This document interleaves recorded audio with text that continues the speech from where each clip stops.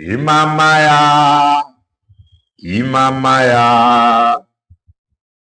Imamaya, Diebube. Imamaya, Imamaya, Imama Chineke m dị omimi. Imamaya, Imamaya, Imamaya juru m anya. Imamaya, oh, Imamaya, Imama Chineke m dị omimi. Imamaya, Imamaya, Imamaya dị ebube. Imamaya, oh, Imamaya, Imama Chineke m dị omimi. Eberomaya, Mesomaya, Eberomaya juru m anya.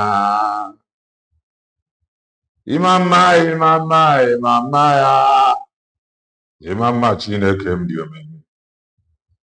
Imamaya, Imamaya, Imamaya dị ebube. Imamaya, Imamaya, Imamaya dị omimi. Imamaya, Imamaya, Imamaya dị ebube.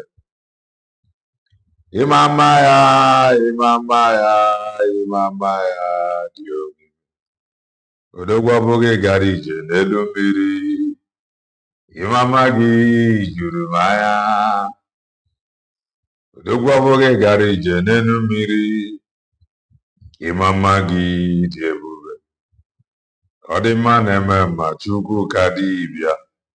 Imama ya dị ebube n'arụ m. Onye na-eme mma bụ dike.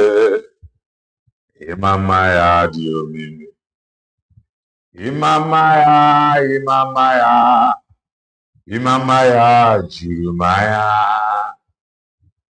Imamaya, Imamaya, Imamaya, Imama Chineke m dị omimi. Ọ bụghị gara ije n'elu mmiri. Imama gị dị ebube. Ọ bụghị gara ije n'elu mmiri. Imama gị dị ebube. Nderi atụ egwu onye na-eme mma. Imamaya dị ebube n'alụ m. Onye na-eme mma bụ dike. Imamaya dị omimi. Imamaya, Imamaya, Imamaya juru m anya. Imama gị o, Imama gị o, Imama Chineke m dị omimi. Eberoma gị o, mmesoma gị, Eberoma gị juru m anya. Imama, Imama, Imamaya, Imama Chineke m dị omimi. Odogwu onye gara ije n'elu mmiri. Imama gị dị ebube n'arụ m. Onye na-eme mma bụ dike. Imama gị dị ebube. N'ụtụtụ eji m ekene bịa n'iru onye nwe m. N'anyasị lee ka m kwere ya na nkwa, ekwere bịa na nkwa. N'ụtụtụ eji m ekene bịa n'iru onye nwe m. N'anyasị lee ka m kwere ya na nkwa. Ọ gbasara aka ya n'obe. Ọ gbasara aka ya n'obe. Ọ gbasara aka ya n'obe. Onye chọrọ ndụ ya bata. Ọ gbasara aka ya n'obe. Ọ gbasara aka ya n'obe. Ọ gbasara aka ya n'obe. Onye chọrọ ndụ ya bata. Igbo bụ Igbo. Igbo bụ Igbo birikwenụ yo. Ụtụtụ ọma, ehihie ọma, mgbede ọma, depending your time zone. Anyị ya dịka echi maka na echi adịghị agwụ agwụ ka anyị na-agwa anyị ọ bụ na isonyebọ. What are you waiting for? Click the like button, subscribe, comment, share. If anyị na-ekwu na nke ikpeazụ oyi eloyi. If you are just coming across our channel for the very first time, you are welcome to Kelenna TV. We are live and we are direct. If I make a common sense, the reason I brought a marifa. If I go school,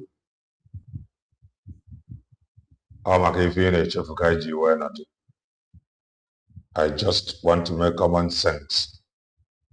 As always, Prince O, Amakamele, Frank, Amakamele, Norien, and we move. On a program that I have been wanting to bring from the end of the white painted hair woman.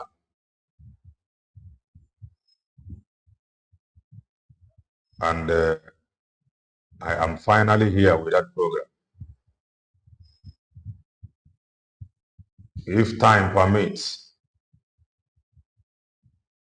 I may top it up with program from the end of Eggman. Mana before I ebido n'ebughị oge, Ifeanyi Chidi Norienne, on a video of Maazị Ekpanjọkụ that I will play as we move.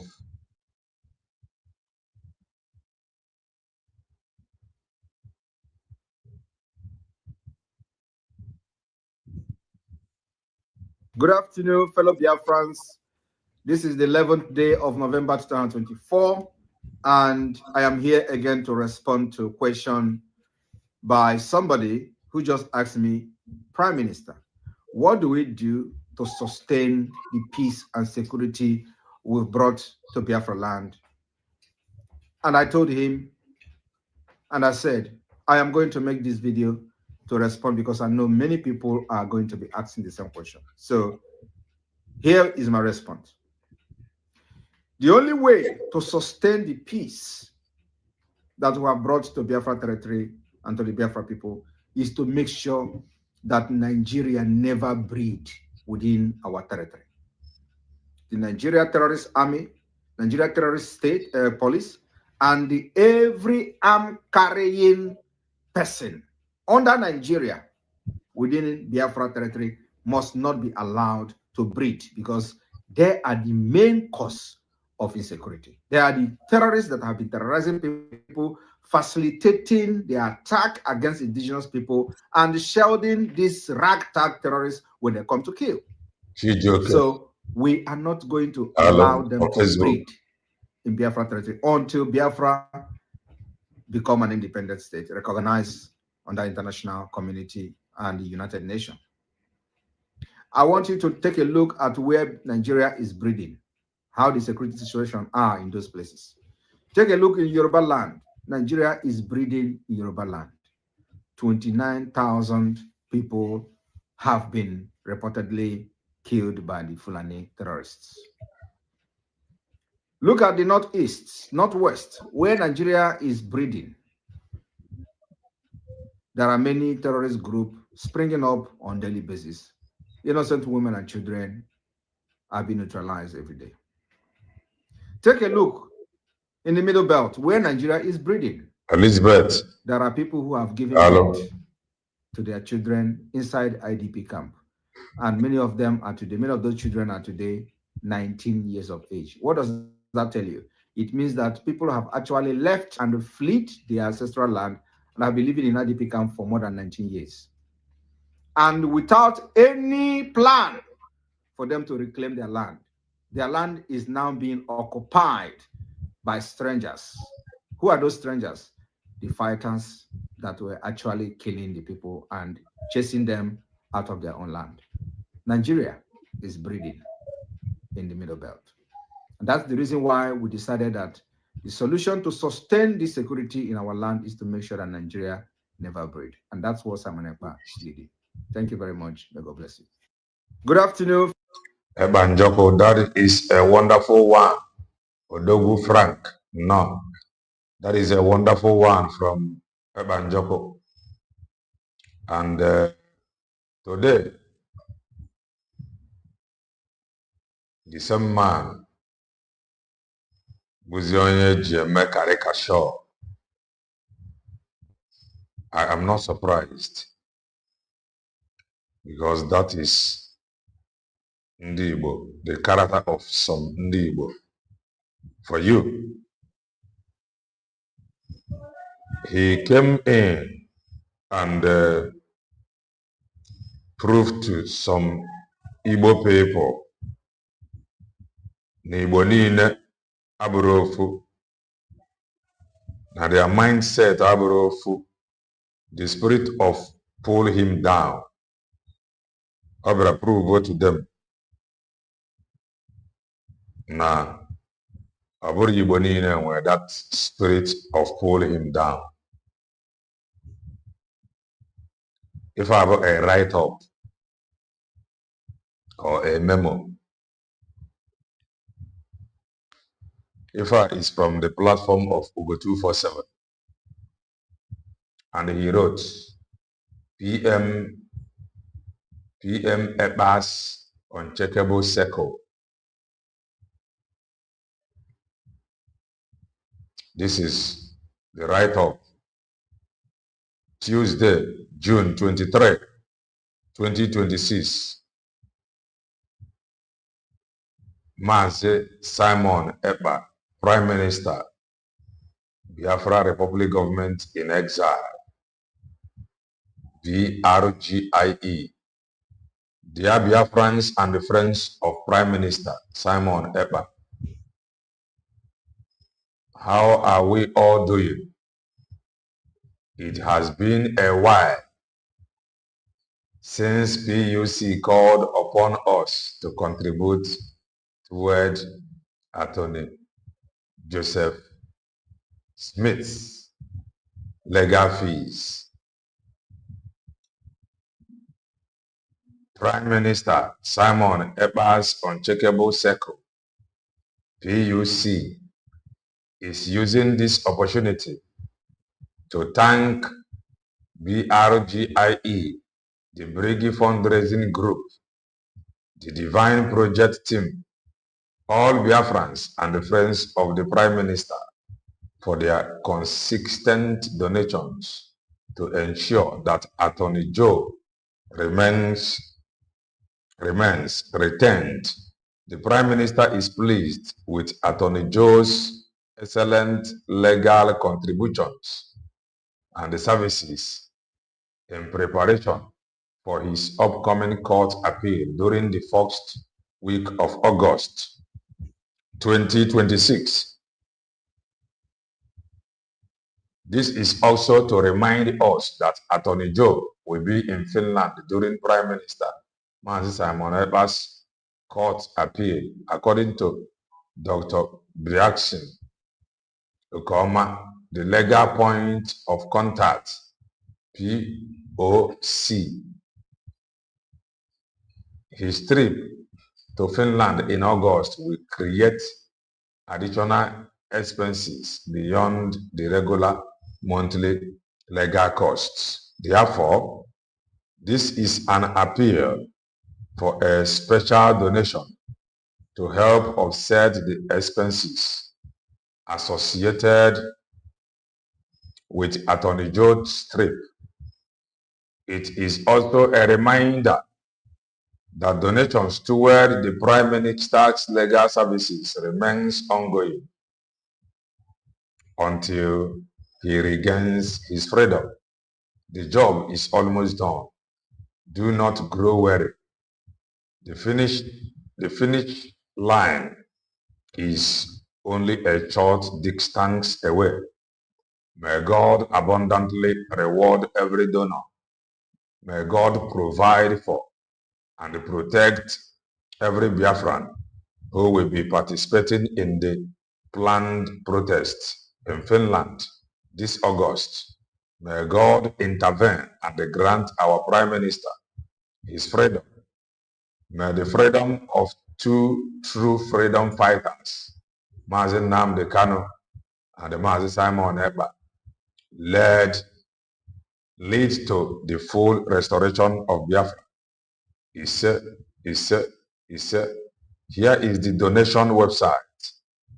All right, please keep your donations received for records, or you may send a copy PUC for documentations purposes. Thank you so much for your continued support. Princess AJ, Dr. Age for PUC.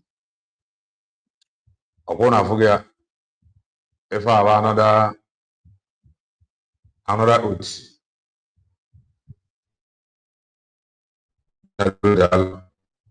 if I Shimaeze, no, no.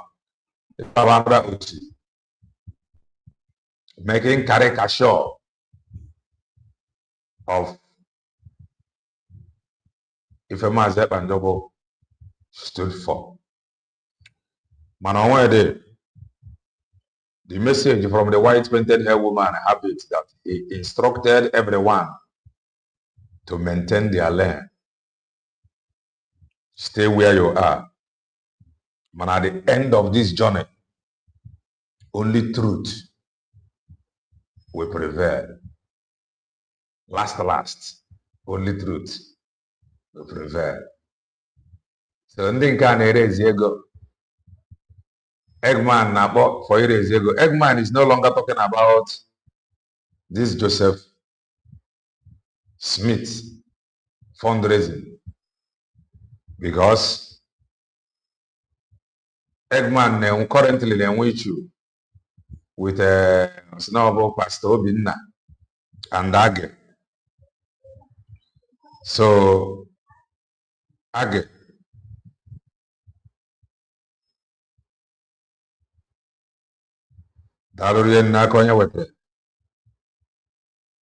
we must continue. I arụ or based on hearsay. Based on hearsay, or hatred, envy, and jealousy. Or let it be me that we say it. I am under this far. Man, if I raise a show, I stand there so strong. We are this thing go through.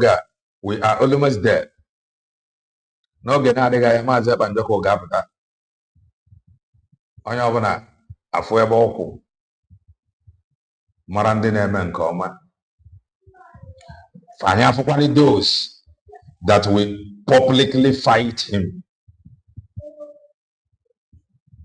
Because those that will publicly fight him, some people have really shown themselves that if he come out, that they will fight him. Some people have known na ọpụta na ndị a ga-fight ya. And some people aka amarakwa na ọpụtakwa na ndị a ga-fight ya.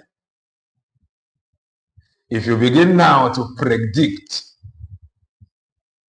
mpụta and the ogo, somebody who don't or who will not understand ebe isi abịa ya sịrị na you are a liar. So how things is playing, and we ask the Almighty to always take control and be in charge. If I go 247 na PUC, ever started this lawyers matter, go from Eggman. This lawyer. Ugo 247 was not there. What is the Tiban Buddhist lawyer with Shiomo Koma and the husband? And Amaram, my mama Dabo Serifa. And Chine and the pastor. First, the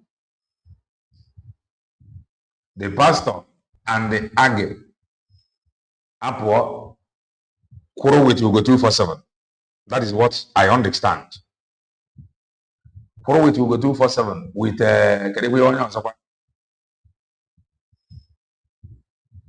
with this Yomo Koma.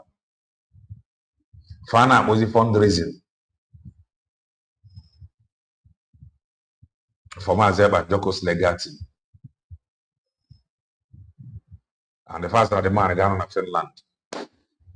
If I be fine enough,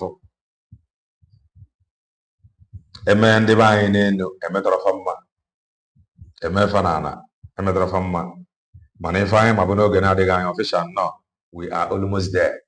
By the special grace of God, we are almost there. So that is that from Ogo 247. From Ogo 247. The other reason that if I get move visit a white painted hair woman, they can never. Even the program White Painted Hair Woman is currently doing now. Oh my God, see we are at Charugo. What you see happening? Official now. What you see happening now? If not well managed,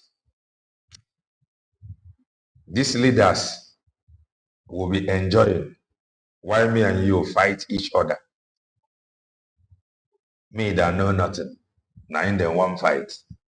O man de lufa. O patadon kwao. O singwe very or.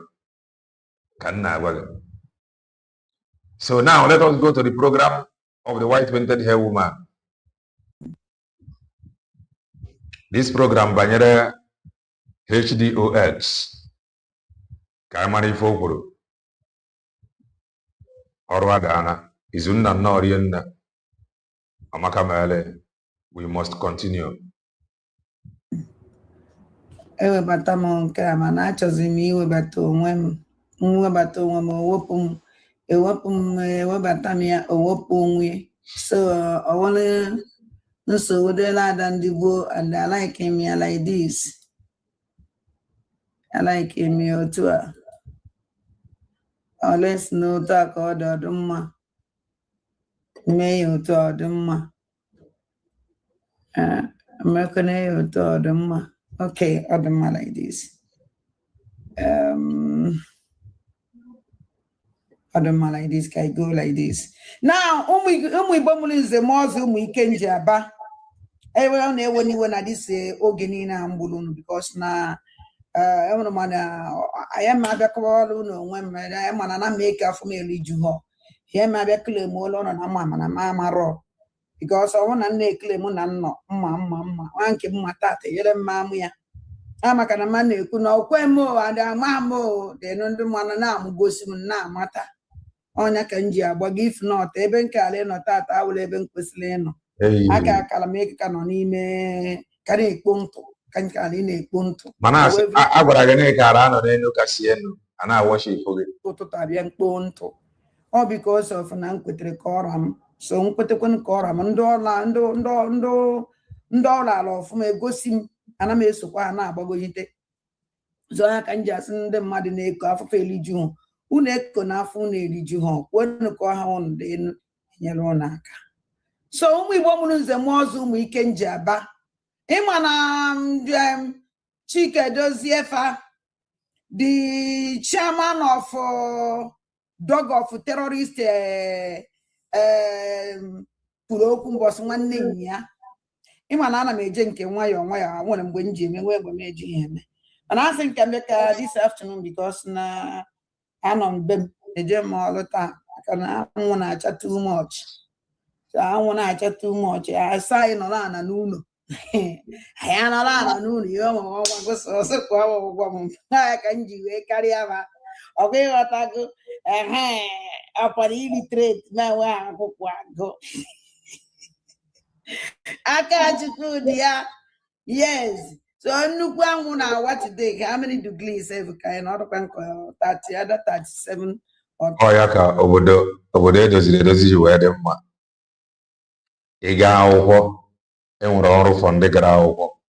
Ị ga-aga enwere ọrụ for you. Ọ bụ dịte mbụ ị dịkwa ready ịrụ ọrụ.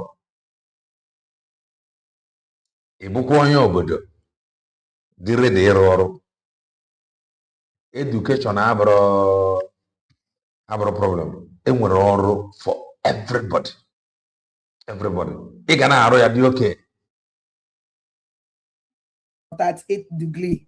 So as I know no. I can't have a changamisi. Izunna nnọọ. So confession of Chike Doziefa, the expelled HDOS criminals. This man is an idiot. Obiago Sasa. Kola ekafasi webido. Kola ekafasi wejedebe. Now Chike doesn't have to come out and they confess. Kesi webu. Kesi we finish Eastern Security Network.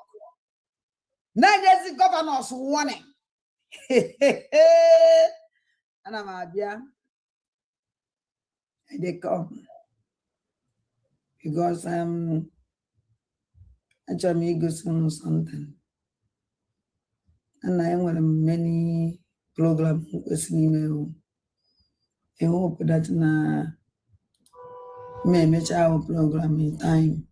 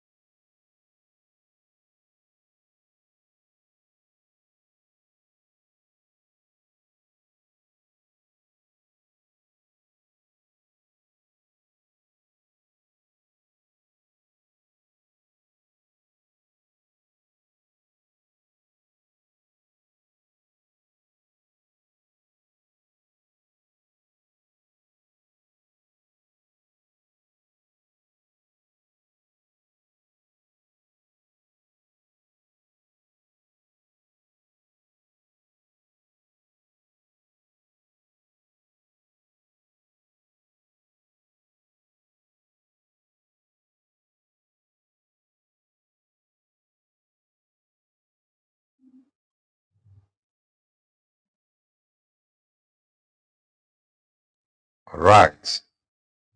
Sorry about that.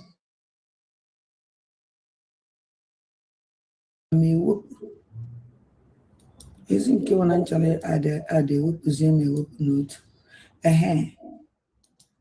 Okay, okay. So I don't know. I better. Kai get on Hondo cho, Umamosu dene. Nenufa. No complex prompts needed. Grammarly's AI helps you draft faster and gives you suggestions from brains. Ono fondo cho. Umamosu numu dene. Keka me simi kono fofuma. Get on about the most useless criminal organization. If I would the go that I told us, Kucha and dinner, Kamado Gare Donyega na Diogo. Or Diogo Avefa. Organization. Never get on.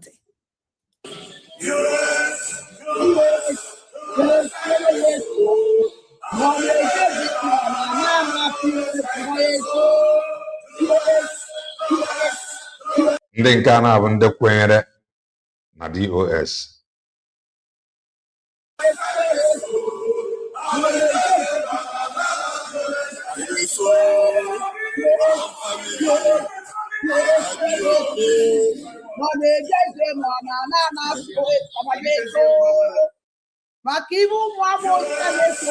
Ọ ife aka iji wee na-eti mkpu ya na mbido eri oge.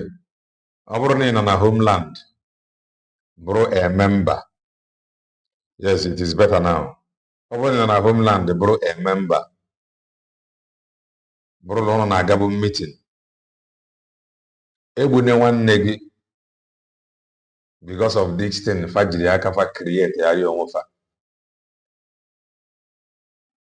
Ife ahụ anyị na-etiri mkpu a ama mgbe ife a ma South Africa because iruo na South Africa now enwe group believe DOS nwee group believe Maazị Nnamdi Kanu. Ife a bụ ofu Igbo ofu Biafra gwazie m ife a na-azọ na ife a chọrọ bụ ka mụ na gị na fight for what we know nothing about. For what we know nothing about. Listen. What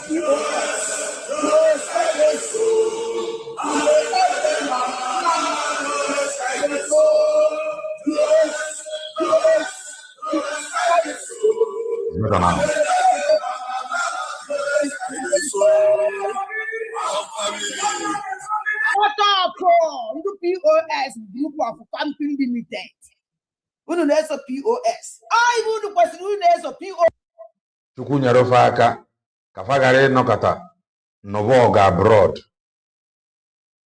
Chukwunyere aka kafagare nọkọta pụrụ maka distance n'ụwa abroad. Can we fight for Biafra? They end up fighting Biafra because of the kind of attitude Fage display. Kambo wafufa. Currently, fan on a court na Germany. Maka ego. If any now over there disgrace. Maka onwe ka ndị ọcha si eme ife. You see, all these people fighting for money. They love money, money, money, money. To them, money is more important than freedom. That is how they reason.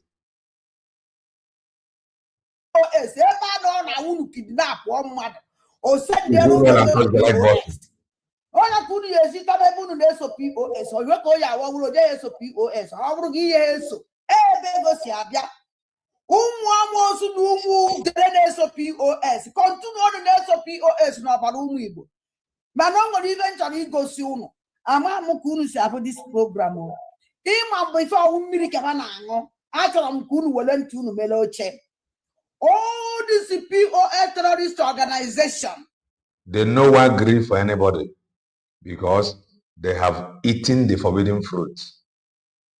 They no one agree. Ibe a na-aṅụ mmiri kwa mmadụ n'ebe a na masị nụ n'elu tebụl hụ na ọ bụrụ otu mkpụrụ shinapụ ebe ọnwụ na ndị Igbo nọ ibe ihe ahụ ebe ahụ ihe ahụ Jack Daniel ọ ndị Igbo arụ nke ejiri Jack Daniel were sarọba ọjị Jack Daniel ihe ahụ Jack Daniel ihe ahụ biya all sort of beer. It's all shina, mba. It's dear Henneken, or dear. It's maybe I'm Pogasi and be under. Oh dear, the kitchen and came to the Rabbi Henneken. Oh dear.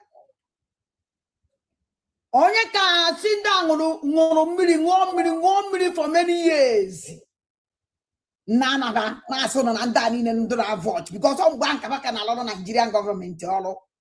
Bank abaka le struggle to Fulani organization. Bank abaka le bidding of Fulani. Akawa na bangwa bia. Fulani man contract for sign. Flyization. And a matter of the age of a choy men and Igbo. Biafrans na high in the museum. There is something that I see now online that I would like to show us. I think this handle, they just did their own, doing their thing, like Elena TV, Alliance of Biafra Americans. The S handle of Alliance can work there. I think they just did their day, doing their things. Like me, I'm whatever I showed now. For the Amasi Kambaya, and they wrote here. Where for the name?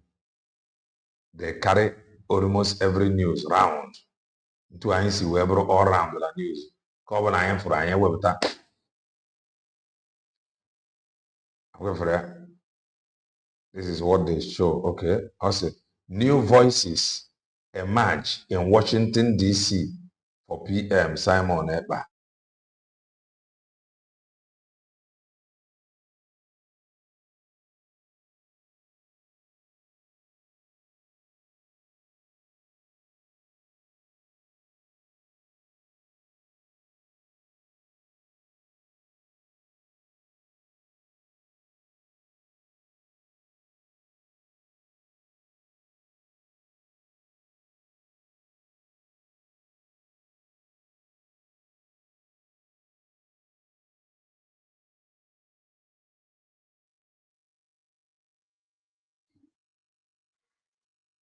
This network just they show me to check it.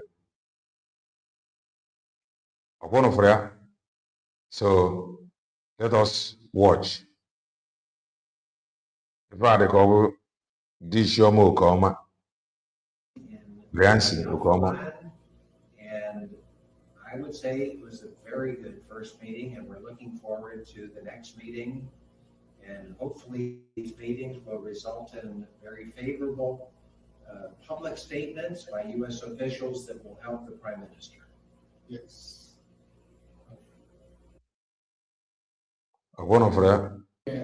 Today is June 2nd, 2026. June 2nd, 2026. We are here in Washington. We just concluded a meeting with congressional staffers. We went to discuss. Onye ọbụla na-agbaje Washington. Onye ọbụla na-agbaje Washington DC. Onye gbaje ome video. Ndị ga-agbaje ni without video. Agbajekwa. Ndị ga-agbaje see picture tinye agbaje. Ife niile a Biafra ka a na-egwu. Maka ya. Fama mgbagide kirikiri ya na sị na-enwe need. Ka e speak here with one voice. Mba, because onye ọbụla chọrọ ka ọ bụrụ na ọ bụ mmụnwa ga-eweta ya. Ihe ahụ ndị Igbo for us all. With them issues regarding Biafra, and for you, you have an assignment from our PM, and can you share a little bit more? Thank you very much, Dr. Bryson. I would just say that today was a first meeting with the very important congressional staffers to try to get the word out about what's happening in Biafra land.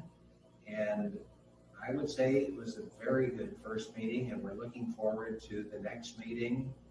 And hopefully these meetings will result in very favorable public statements by U.S. officials that will help the Prime Minister. Yes. All right, that is that. Just for that thing, second by the if I have another group of people, ndị Igbo, o ruo na mgbe ga-aba anyị nọ tụlee anyị were nwayọọ mara ma anyị ga-agba onwe anyị mmeti agbaragbara for bụrụ ara. Now, if I have another group, Kano posted this one, and let me read. Also, congratulations to the new head of the Directorate of State, IPOB. In less than 1 week, the fourth DOS administration has successfully accomplished what the recently dissolved and expelled third administration failed to achieve. Ndị nke ni now, mgbe etinyefa n'ọrụ, ama na many of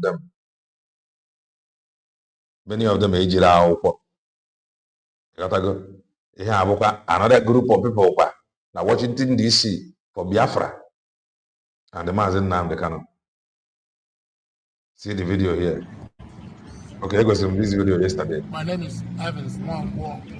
I am the president of Washington DC. Self-Determination, and you guys know about us from our activities already on record.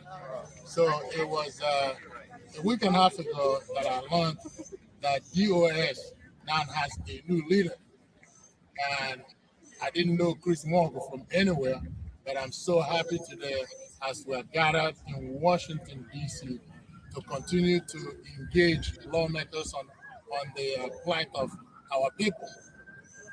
Guess who showed up? To my surprise, Chris Morgan himself. So I've had the fortunate effort of being able to. Some of these people, give how shameless many of them are. How shameless, father. Even in our Washington, D.C., Canada, different Biafrans almost meeting same people for one thing. On the gap, even a on social media.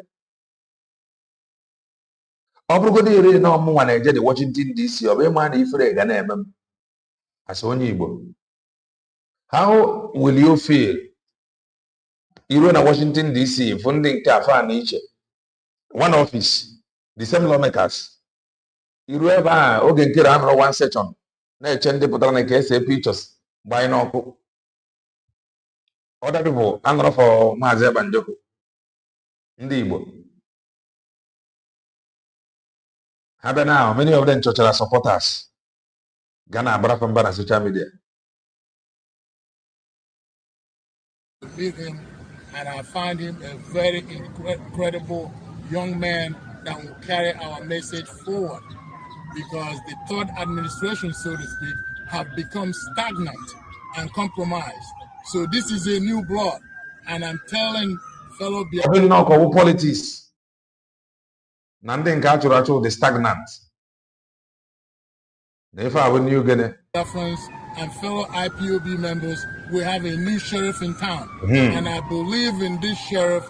We are going to go behind him and support him, show him some of the ways that we've been carrying on our plight, and then introduce him to even more significant people that will help make a difference on the ground.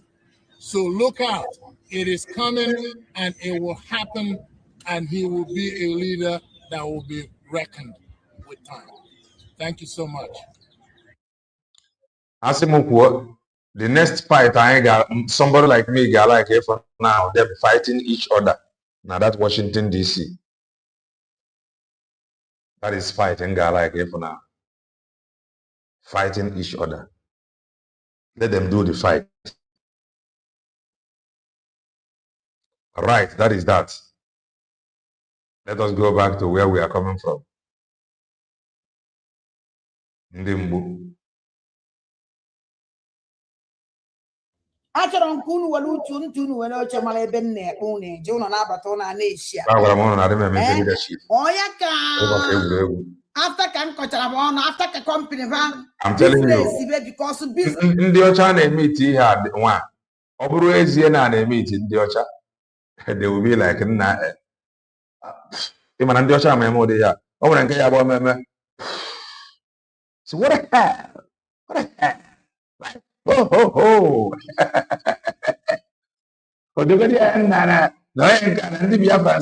that they are just shameless. Please. Oh, what the hell? Yeah, we already get so many of them. You disturb people. Group people that cannot come together to speak. People that cannot come together to speak one thing. You were a lead.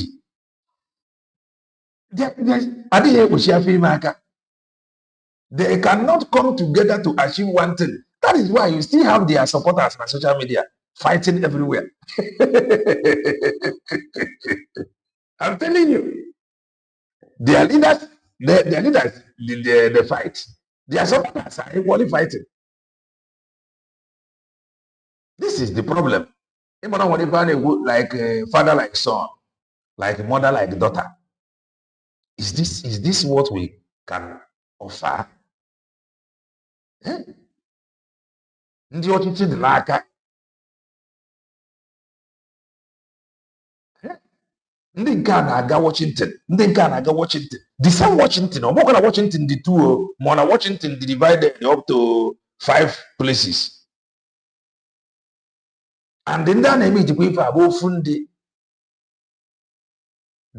Some ndị be anyị, their character at times can corrupt somebody. God corrupt.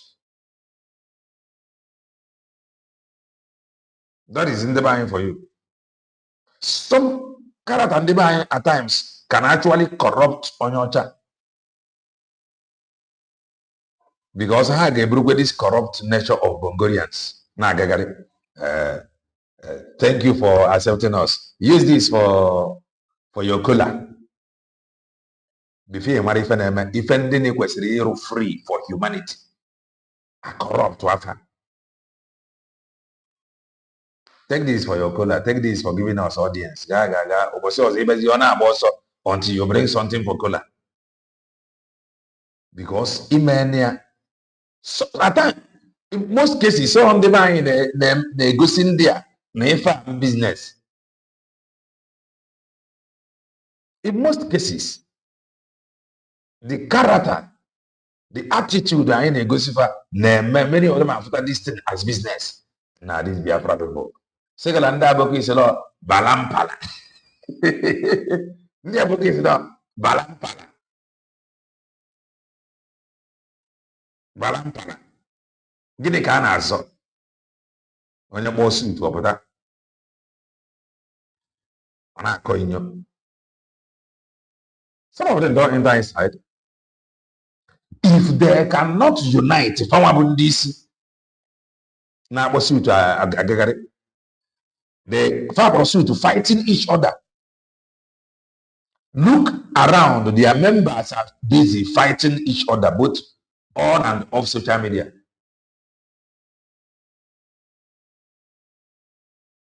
Benchika no business have spoiled with the Nigerian government. They know the Nigerian government don't recognize them again. Because now, even Hama, Nigerian government, they have built their own terrorist organization. So kick Kefa out. They don't need them again. Oh, what they were there for 1 year. About one nigga USB and Dr. Ngozi Orebeze corner about terrorists. Terrorists are not alone. He gauges them characters like this. Abandon something. Gametazing moro. On about their terrorists now. So the woman then were on for liar.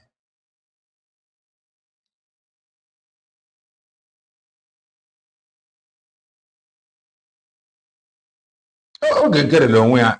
Okay, get it where was a bishop or by or wafana Washington DC. Ihe na-akwụ ya n'ọnụ mgbe niile. The same Washington DC. Ka anyị rapụgodi nnọọ ma ọ na-agba picture ma ọ nwere ndị na-agba video. Mana the same Washington DC a kapa ncha na-akpọ. Like they are not ashamed. Na ife nchọrọ ịkpọ kafa kpọọ onwe fata na Washington DC. Oh, na me go bring the disease Biafra. Oh, na me go bring up. Oh, why are you here? What are you doing with my Korubi? What are you doing with my Korubi? Oh, Michael Ruby is my contact. Oh, I know I have known Michael Ruby before you. If I even to you witness now. There. Owu ni jeze na table. Ebe ha jiri flag Biafra were mee akwa table. Iye ya fa eji bia. Ibudo owodo mmiri dia no. Bia ka ba jizi ha chikọta ebe niile. Nse ha ngwa na ba bia from water to beer. Amosu n'umu de na ngwa na beer. Oneba ha eji achọ nwaanyị ana ba achọfọ na di. Okay. Angwa na ba beer. Oneba ha ekuchisi ụmụ nwunye mmadụ. Angwa na ba beer. Before everyone ango mmiri. Mana hence na contract with the Nigerian government finish it. But on kwase to beer. Okay. Confused to people. Onya kanse kan gosi mu. Onya kanse ko no fu mu amosu mu dene. The POS. Enye kidi na akọ na gba POS ebe ejeje ko yo gwo. Ka ba ji abịara agbara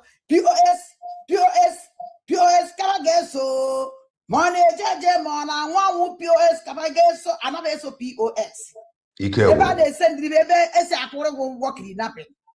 Ebe ese akwụrụ ụgwọ gam. Ebe ese. You are very correct. Many of these things in our eye service. Eye service. I am telling you.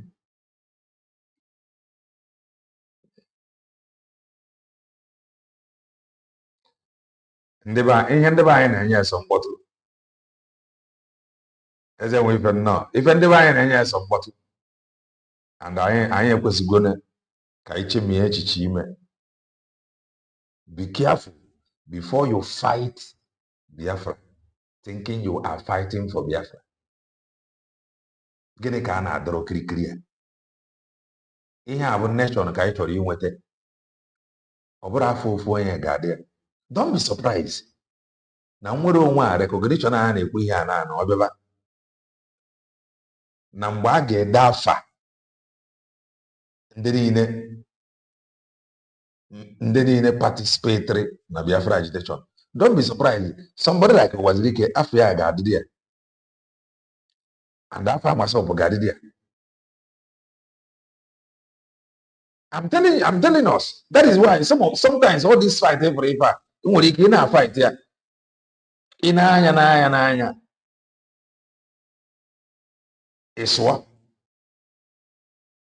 O nwere ike ịbịa nnọọ n'ebe a ga-ede history ndị fighter for this Biafra now. Not a freedom fighter. My name ama nọ there. So ka ife ha na-azọ mgbe ọ bụla at the end of the day na ama nkwụ n'ofu onye bụ onye nwetara this freedom.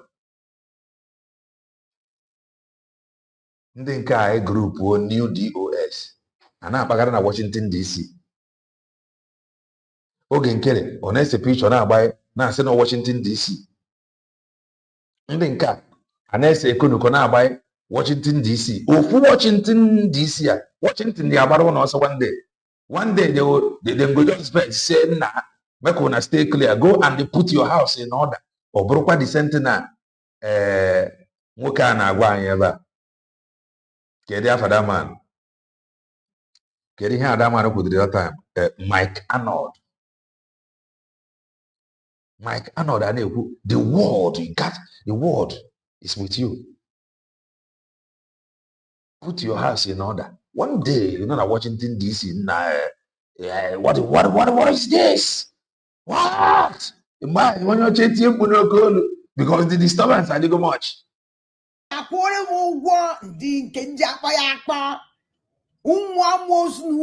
Now we shall see.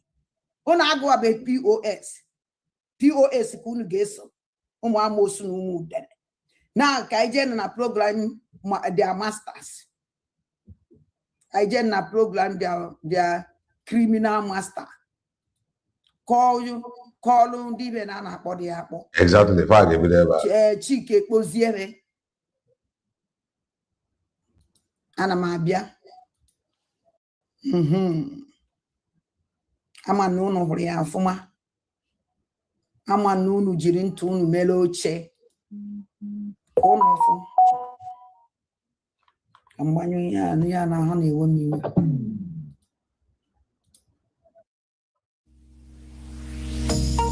Now my program some hours ago, somebody commented, no man, one program for no. Then no one there if a apology to Maazị Banjoko. All the course na Charugo, who's original fan of the program, and they confirmed. Na Maazị Banjoko the 300% right. And when they were fighting him, they thought they were fighting Maazị Banjoko. They never knew that they were fighting Biafra for a claim they come to fight for. They begin fighting Biafra. So Obranafa succeed, they stop Maazị Banjoko from put things in place that get us to where we are now. Oh, this Biafra have taken us so long.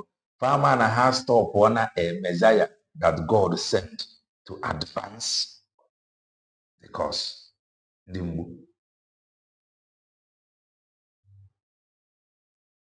Now one arrest if he can before we listen to one another, before we begin open-minded conversation, we need to have this conversation.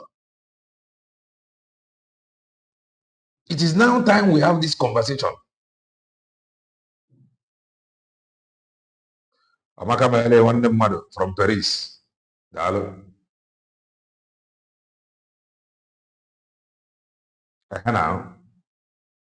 on what if I got up Maazị Banjoko, even up to now, man, last. Fanchani ne ga arochara ya bụ ogirira.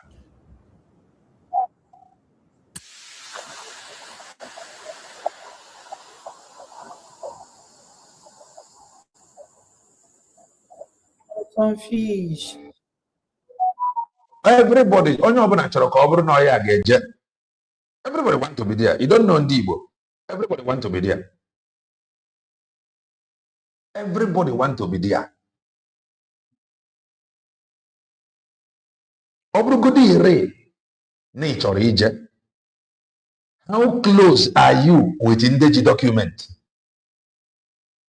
Because everybody going is not as if they have a problem. Manobo, how close are you with Ndeji document?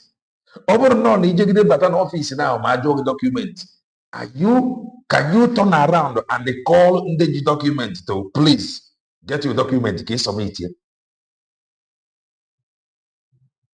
That is just the question. I am Marina, Dr. Ngozi Orabeze and the cabinet cannot be everywhere at the same time. Man, they need to have this conversation because someone ever gave you present some things. So that is why this conversation is very, very important. How close are you? The non-office now, just like the program we just finished. The lady made it very clear. Their deputy Senate or their deputy House of Rep na Israel. That the man was happy. Deputy, the man was happy.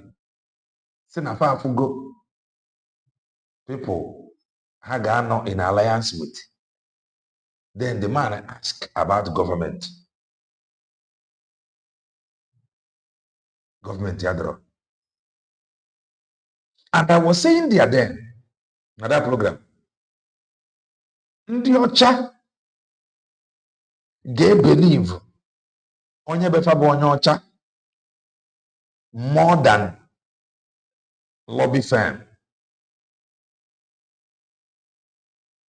Ndị ọcha gave believe, hear me and hear me well, so that if you want to run under comment section and WhatsApp group, say it. This is my own words.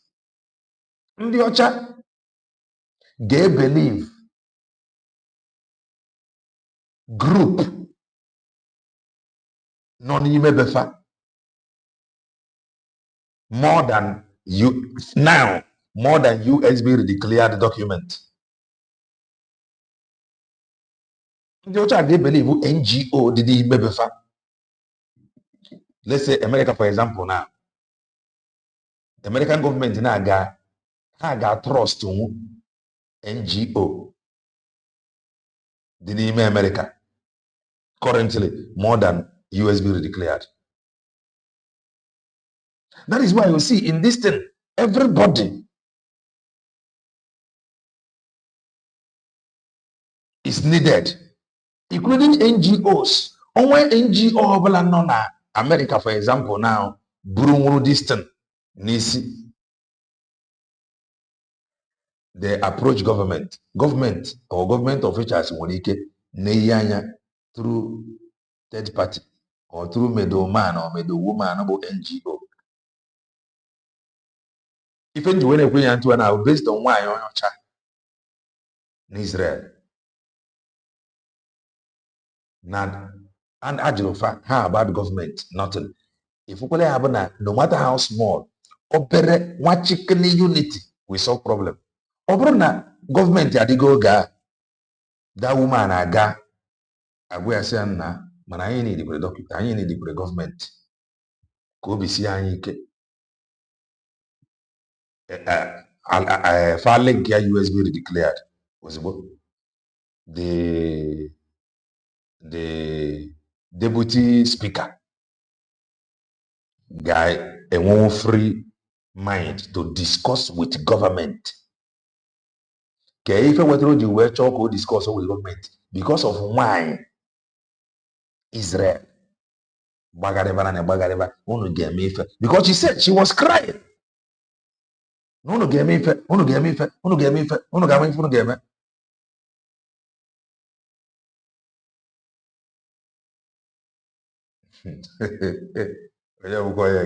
You are a very big fool and useless man.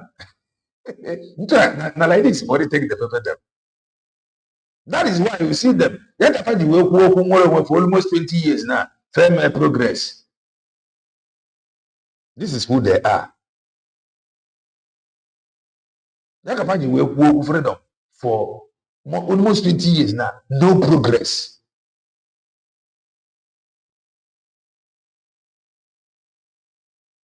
They cannot listen. They cannot talk. They cannot take advice. This is why they stupidly fought Mazi Banjoko. Today they are shouting, "Oh, he is 300% correct." When you listen to all this idiot, delay.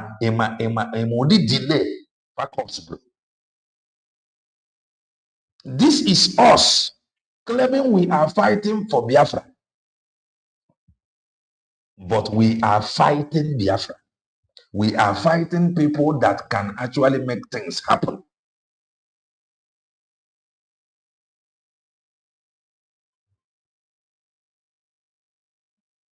If I was to move well, to them now that is parading everywhere, that is claiming answering freedom fighters, they think they are fighting for freedom. They don't know they are fighting that freedom. They are delaying the freedom.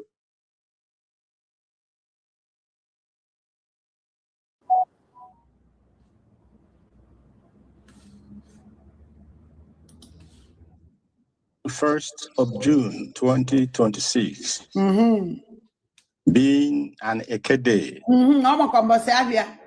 I send also now, to them, family protest now. How about for idiot? You are an idiot. I just block you. That's weak. What is Sabo? One arrow Sabo la narega na over. Ezuchaike, Obrokelena TV. How many protests gather to them then? If you come that time and tell them now this protest here cannot get you freedom. Many of them will fight you. But many for years now. It's awareness all them but many of them believed. I need really careful. Many of them believed. Now through that protest, Biafra,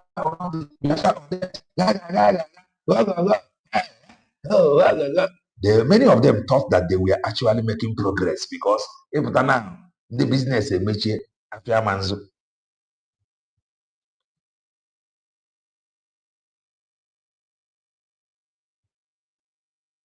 Hey, sorry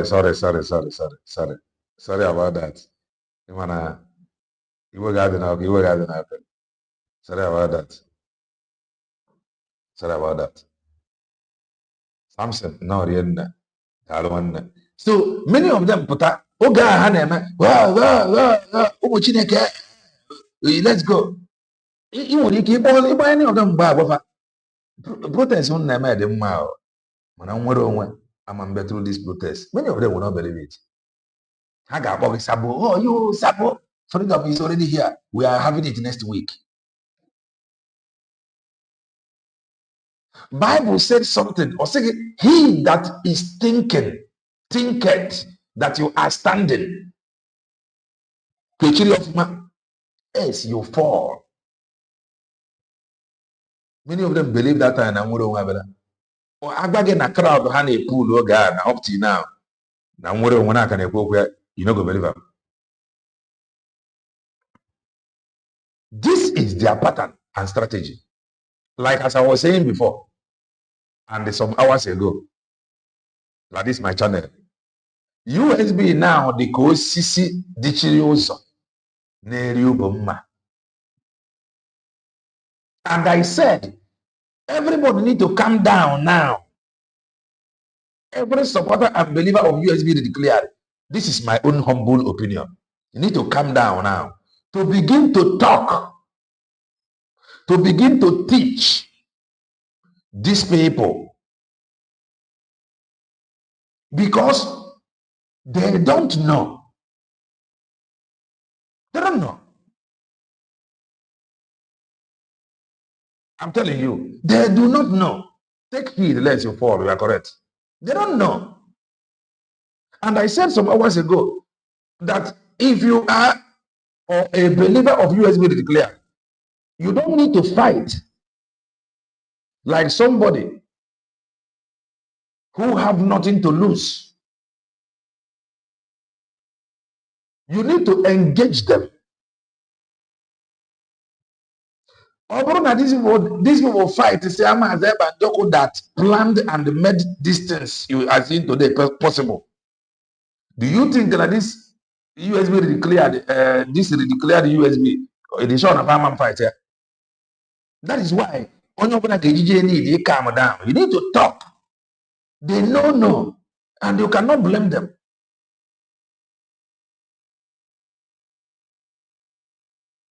I'm telling you, they don't know.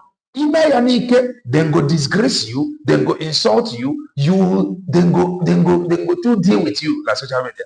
They don't know. They don't know. They don't know. They don't understand it. That is why everybody need to calm down. Now, oh,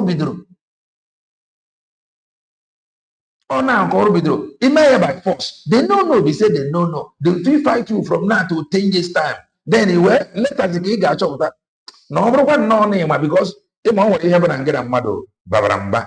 No, only can hear here and get a mother, you don't have a wasting the food anything. At the end of the day, if I say, man, but you know, talking like this before now. If you say you're talking like this, we for no they argue.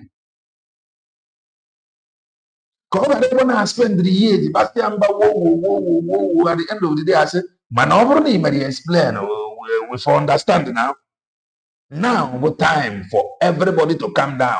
They don't know what you are saying. That is my own opinion. They don't know.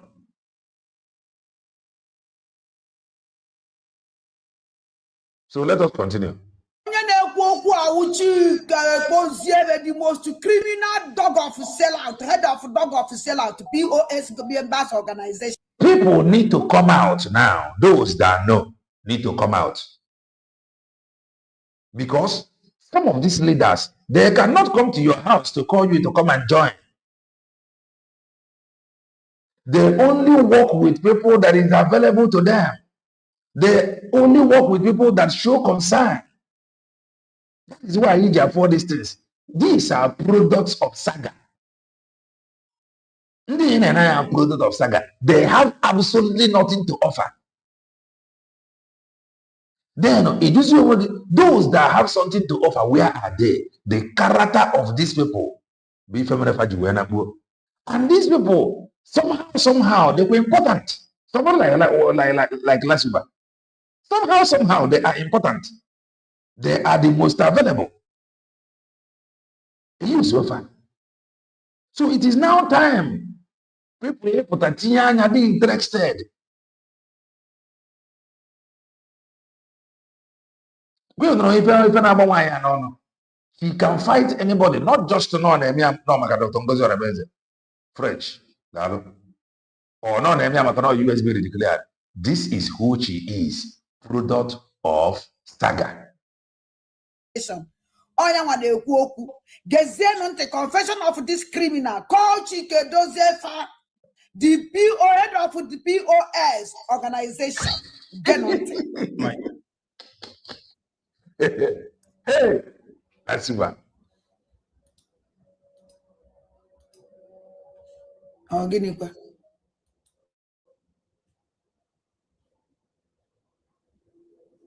And men and women of goodwill. My name is Mazi Chika Dibia Edozien. I am from Do not forget the multidimensional approach master. If I have a marry you, very special. Multidimensional approach master. Multidimensional approach. Yeoma. Yeoma is in Olu province of Biafra land. And it is only by the grace of Chukwuki Kabiama and the gods of our land that I serve the indigenous people of Don't forget, in one of this guy's program, Methuselah, he said that this guy told them, let them begin to pray with cola and the mayoko. Let them just be praying with it. Now, before 3-4 years, now freedom will come. Now, one of his program. Let them pray with cola. Let them pray to our ancestors. Methuselah said it. If I be for now, if I 3-4 years, now freedom will come. Biafra in the Directorate of State as the head of directorate. I want to say good morning, products of Saga. Good afternoon, and good evening to all of you who have joined us today on this very crucial and important broadcast depending on your time zone. Tonight's broadcast will focus on very specific, but key areas and issues affecting the Biafran people and the Biafran nation generally, and of course, the IPOB global family in particular.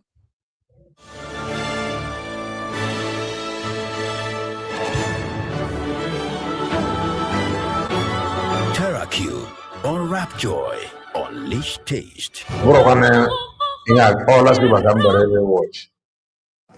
Wait, how old is the new hire?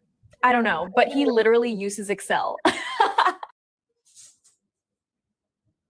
Permit me to begin this tonight's broadcast with the number one very key and current issue affecting us as a people, which is the security of our homeland, Biafra, and how we can secure that homeland and its people. I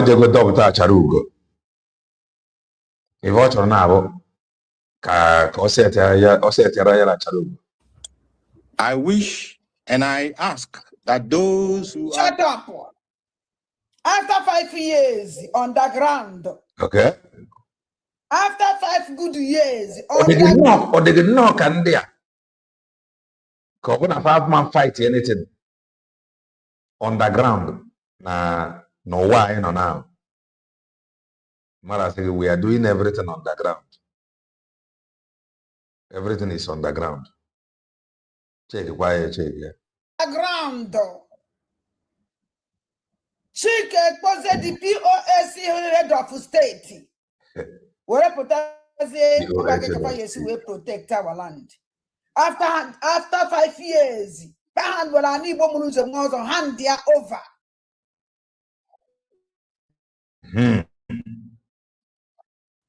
The Fulani terrorist. Now, Chike was the POS. It was a good way protect the land. These criminals, national, onolo. Yeni na de come on, I don't care. We go 247 on onolo. I don't care vam on onolo. I don't banka. Ndi olo bagotesere n'ọkwa, and their confusion and distraction be too much. I don't banka. Na comment section I chọn kunu nyere m aka. Is like vam onolo. We go 247 onolo. Nyere m aka na this comment section. Chike ozie onye ọrụ ihe ọma local government local government n'ọrụ achọrọ nke unu na-ege ntị were nụ ntị unu mere oche ụmụ aja ọnụ na-abata ọ na like achọrọ m ifu too much like and the love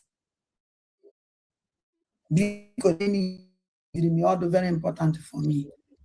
Close to the governors in our land, those who know their assistants, personal assistants, and advisors should tag them on this very broadcast tonight. Because we all have a role now, to play. The head of Security POS terrorist organization. Terrorist organization.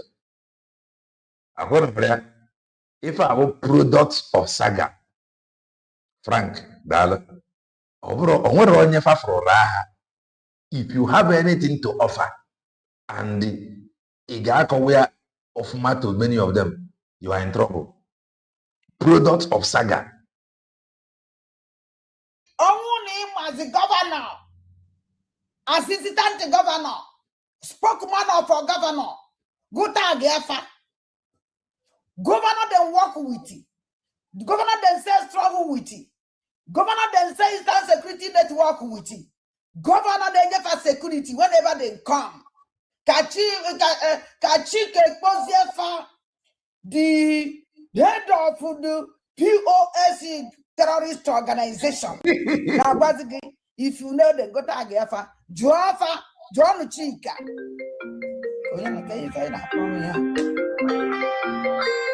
Hello?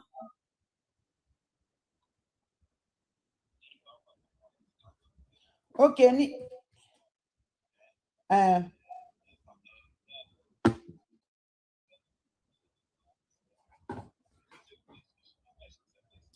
Which means all my wing or all. Okay. Mama. Okay. Thank you for this information.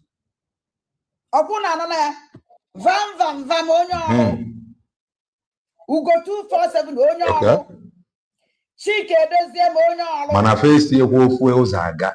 Face okwu Zaga. Biafra ka ha na-azọ. Just imagine that. Face okwu Zaga. Very difficult people in the way. And about connected the door no wonder. Oh, we won't at that land. They can't see these people talk. Oh, and he can't see Van talk. He can't see go 247 talk. Panchani you divide the chow me. And about a Zohare. Na child and them bonande get I don't do cho. Or to quavu. I don't do it. I'm what I'm working Jimmy Guinea. Hey. Do cha. Onye atụfechafu ndubefa aji nkata dịba na-arụ tichafu ihe adande mba na ndị gịrị ka ha na-abịa achụgharị. How can you have this kind of people on social media? Chike Dozie onye ọrụ head of former head of HOD, director of HOD, head of HOD, Ugo 247 media, Van media, Okay. and the former coordinator in Italy. Former coordinator. Okay, wait, you. Eggman, former Italian coordinator under IPOB. Then you want some people or there's some people surprised why IPOB. That is why when I tell you that they cannot be trusted, I'm not making it up. These we are members. Former coordinator. Atromole binibaka mwa. Achara nkunu nege di sozu ante. The HDOS POS organization. But the head of POS, say you put here DOS. The head of POS. Oh, mama. And I'm agent. The head of POS terrorist organization. Nan agent. In dealing with the issue that has confronted us, continue to confront us, and will confront us as we march ahead to our freedom. The governors in fact, I can every time to our freedom. To some people who don't know, you will think now we are going to freedom or we are going to march to our freedom. You will be like, nah, freedom is coming. We are marching to our freedom. Nothing anywhere. In the entirety of states in Biafra land must take their core responsibility of securing the lives and properties of those under their respective jurisdiction. Okay, if of our march to freedom, you cannot protect them. They must take the security of their lives, security of their properties into serious account. If truly, and if indeed, they are the chief security officers of their respective states, as we are meant to believe. A head of POS terrorist organization. Chike Dosiefa. Hey! Onyoro province. Ciao. That's not terrorist organization. Of Nigerian governors. Now, Nigerian governors. Hey! Kahabia, they can show. Terrorist organization. Protect, not their job to protect the individuals. And everything. And they are even my Bevana check. I am telling you. Hey there. Ever felt like communicating with customers could be... Oh, do we? I tell you, willing to mellow check. I tell you, good mellow check. Now, I jump goes all up with Wolo Fulan. In your country, USBG country, Kino, another head of POS, Chike Dosiefa, will now governor of Nigeria to come and protect indigenous of your USBG country. How do we go? Kaina ne given Kraniku. When you see them following their leaders, they are not following because they understand anything. If I what everybody must understand, When you see many of them follow their leaders, they don't follow the leader for what the leader represents or stand for. They are just following the leader for following sake. They know nothing. When you see many of them follow myself and Joko, the plan. They don't understand anything. Many of them just need follow because they just want to follow. They don't know the mission. They don't know the intention of their leaders. Coffee. Et si tu devais expliquer Brevo à ta grand-mère? Brevo, c'est une solution qui permet d'orchestrer l'expérience. Non, non, vous ok na. Il n'aurait essayé de faire un coffee, Au moins, on va bongo. Ike awụla ne ha. Mana last week o changes na change. O change. We agbaji oji. Very slim down. I therefore call the governors from Abia to Akwa Ibom, Anambra to Bayelsa, Cross River to Delta, Ebonyi to Enugu, and Imo State to River State. If they are not aware, let tonight's broadcast be a reminder of my message on the 30th day of May 2026 as we were honoring our great heroes and heroines. I can remember I said that the year 2026 will be not only on abroad. The woman will call this now. Oh my God, now. A very difficult year for our agitation as a movement. But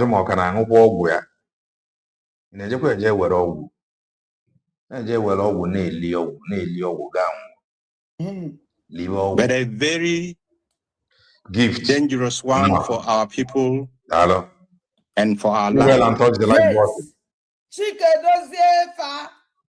The head of POS, terrorist organization.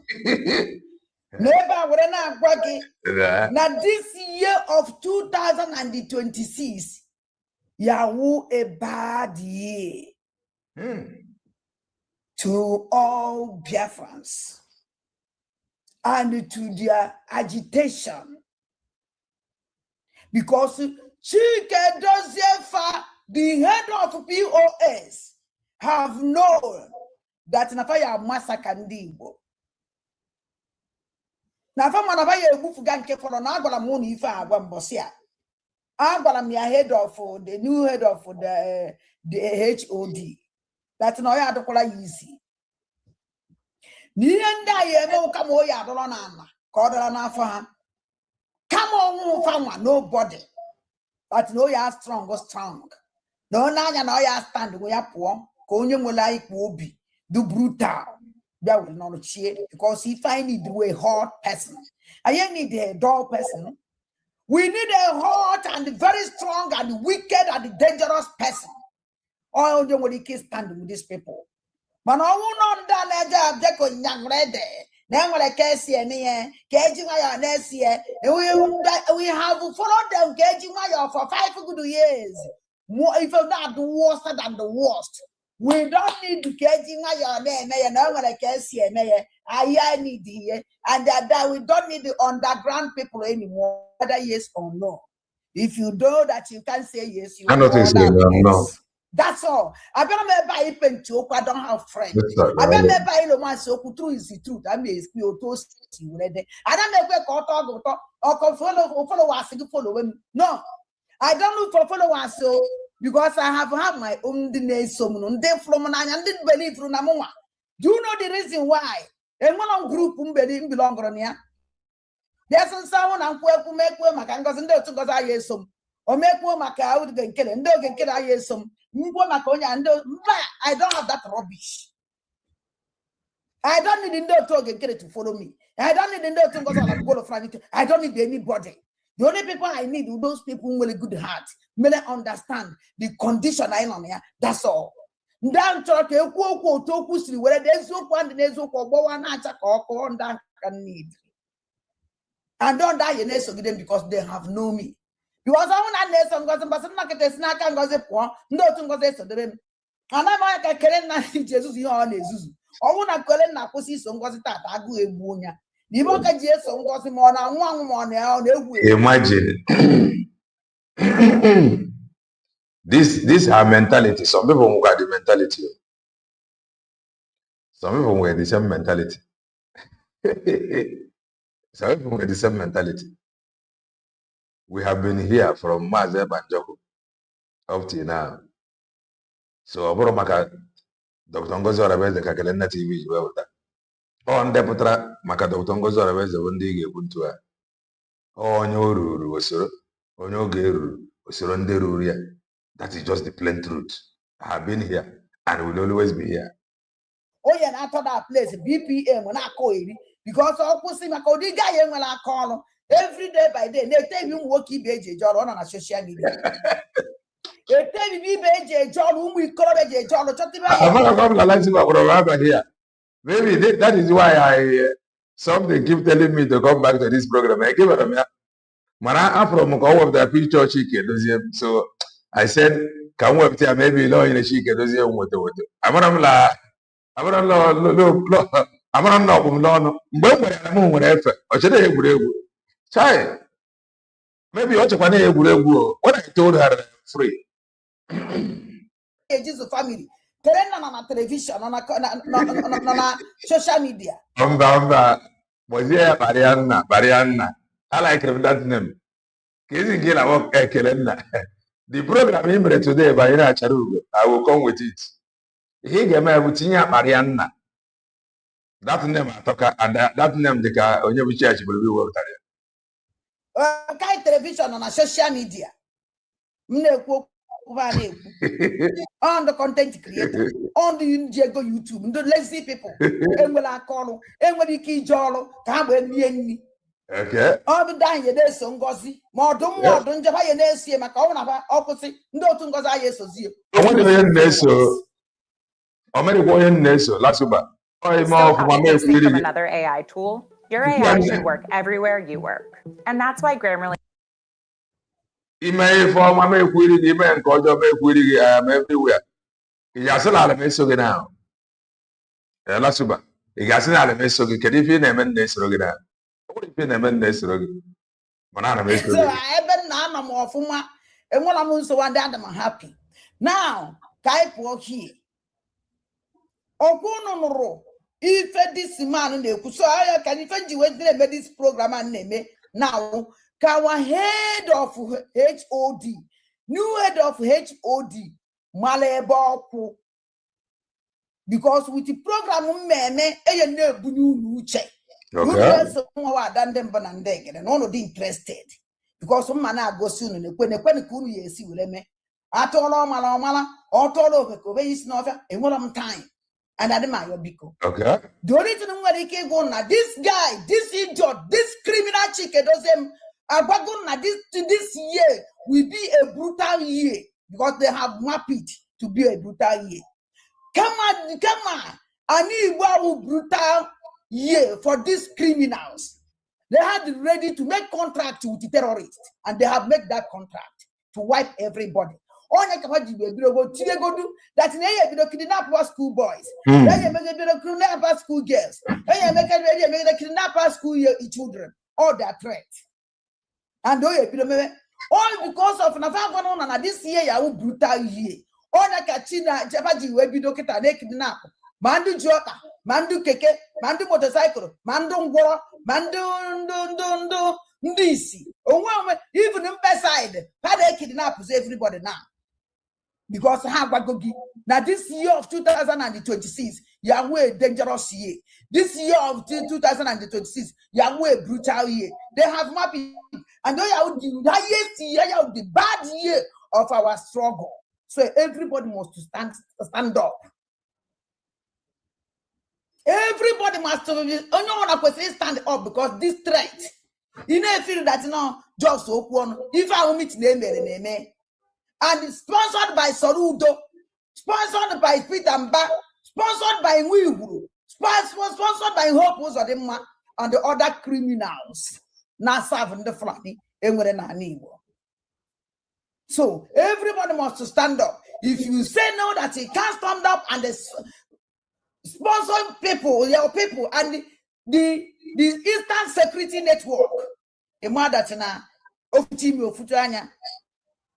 because if I were a serious threat, I go to Eastern Security Network. I want more than there. The worst people, they got trustable IPOB members. Our brother Eastern Security Network, or was the Angel, or was the Biafra Liberation Army. Know it now. Or I can just because do you know the reason why? The program of this criminal. Because now they mother ege if because of the Okufane, yes. Man, I won't able for some. How can you know? Kediki yesima no ni yesi able to protect yourself. Kediki yesima the danger. It's not a me no boss. Last of all, when is he from went off?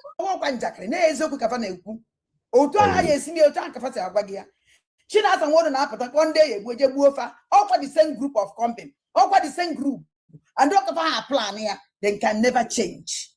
Instead, how you change? Ma will say, "Anna profane no, ma will say, deserve rofa." When no ya says okay, there's a Chiam Kaifu, there's a what Biafra Kaifu. None again. As we speak, our land has been in different parts violated and invaded by Islamic jihadists. Oh, the head of criminal POS, Sigo, as he speaking, their land have violated by Fulani jihadists. Juzechi Keposiefe, the head of POS terrorist organization. This capacity we're not underground.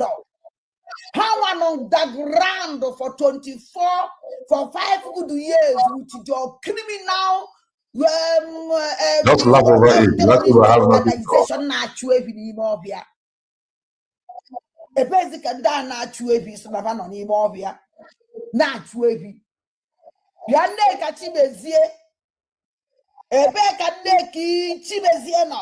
Yazus rubia go there bad yazamo. Instead on a quote because now anything on I in the Kusikita. I have what Eastern Security Network name. Because that name I just tell you gold. 10 years worth of gold. Make sure that NASA's refers at the name such a more no masana and more. Eastern Security Network name Kana Sajina. Oh, the name Kana Sa Ikewo. Sanya Kobe. Do you know the reason why they just started the Eastern Security Network? Sacha.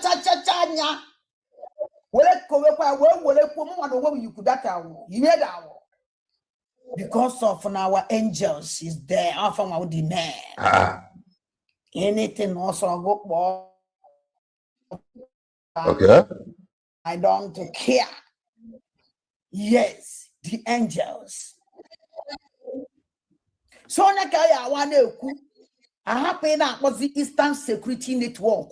And I attach the Eastern Security Network name with this criminal head of POS criminal organization. POS Kabageso. Money JJ Monana POS Kabageso, but that's POS. Because also and why you not continue next to that POS and I wouldn't buy because they're not connected to that POS. I can fetch after that POS. I tell Uncle Neg into my job.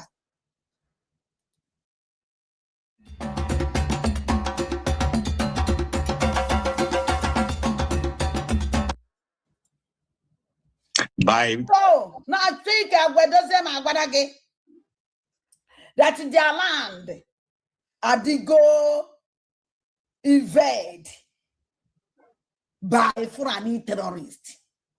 Put the soul our land to. Then walk with them. Then be with them all along. Because of envy and jealous. Listen to this criminal called Chike Dozie. Fulani herdsmen. By those they call bandits and the rest of them. Fulani herdsmen for the first time. All the criminals in the bush. All gentle the Yahoo. Oh, Guinea. Akarusangene kulungene ngono no pakarusambana swambarani. Oh no for me standard by somebody who see kebonyano stand there and be stand. And when me kid deceive on. Man no so no potano here potano nezia gari uno no lo emesi uno ya afro. This is me mona mo ni ku. Omo mama kwa na ha hwanya. Yeah. And I'm on my family. From this idiot, after many years, after many years, had terrorized in the buy, after many years, after many years. At least, guy for one in the fresh people all get first. Camera more got up of Tongo's and the USB aka. And we will take another new face now. So, careful how she will. This criminal come out now and now talk rubbish. Things are happening in these our states, and our governors they sit in their offices. Some of them, let's give it to them, probably with good intention. Some of them will set up security vigilantes. But instead of these vigilantes to face the security problem that is confronting our people, they will turn their weapons against those whom they are meant. It doesn't too weak. Too weak. Too weak. To secure their lives and their properties. And they leave the invaders. Let me talk when I talk. If you haven't done you are an idiot. You hear what this man talk. Waiting in for how many years? Waiting in talk. Kachike was for the head of POS terrorist organization. Well, again, he stayed in the governor Jejoha vigilante group, security group. Instead, the one we use that security group to fight the enemy.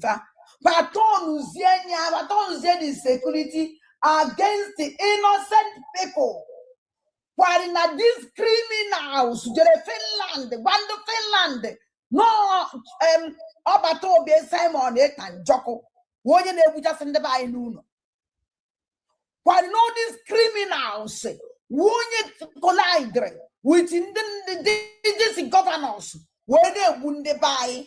While no these criminals, wouldn't those governors, the group where our people. Now, Chike don't say the head of POS terrorist organization, but as the kita will not say Nando governor turns against indigene. Help us protect. Now, not Simon and Joko. Now, not to Gentle the Yahoo. No, not to Butuza. No, not to Webini Butuza. No, not to Wambian women. No, not to B44. No, but not OI million. Now others. Antonom Kajovika, Bianega China Chika, the directorate of POS terrorist organization. I told you people that Nunine Onunu Simala Yamiri Otuankun Yesu Wengoya. Mwani boye mesi town if you and those children Unuburu and Atome Ebo Sokono Green Wanine. You people can never go scot-free. The spirit of those children wants to fight back. Also, kunu je kevenu posisi. Also, kunu tank pro bifa. Also, kunu tank plakafa. Also, kunu tank kidinifa. Making sure that their spirit can never work again. When also kunu kevenu posi kudaben and two more and two. Let me tell you something. What you tied is just an arrow. You don't tie the spirit. Because now they met Yanka. And let me tell you something. Oh, now Golagongo is bearing debt. Oh, now Golagongo is bearing debt. And then Mohala, when I wanted to walk, and that Cacosanaro, Cabromondo Calankiva, and I told me Pokita. I won't even give me men to be exposed. I won't even give here, but some may his pose is coming. And then they could not go on, and I may go see one, they go see evidence. I want to get a job, and I'm not going to the reality. Now they get this idiot on it. Just to run free, unchecked, unconfronted. Imaginez pouvoir créer n'importe quoi, rien qu'en y pensant. Voici Base 44. When IPOB asked the governors of the need for a concerted effort to preserve our land and protect our people.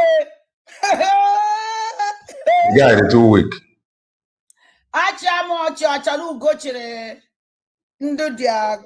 Ndo their commander and the ex-commander and the control. Let me love them. If a this criminal. Last about the way I go, I want nothing to fight for again. So in Kiana under the DOS ka energy I go to that side. Let me turn it. Biko kokene ofuma kwado na ozo. IPOB. This share is selling for just calm down, cause it's plenty. Let me show you. This is my luxury asked the governors of the need for IPOB asked the governors a concerted effort. The need of constructive effort to preserve our land and protect their land. Protect our people. To protect their people. Hey!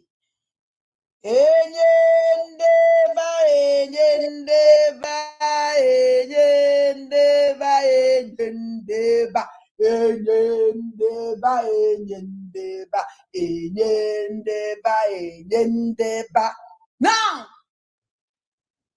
IPOB, not IPOB. The head of POS, the head of POS terrorist organization, the criminal governors. Hey! He came. The effort, why you make a protect their land. Governor, Nigerian governor. Nigerian governor.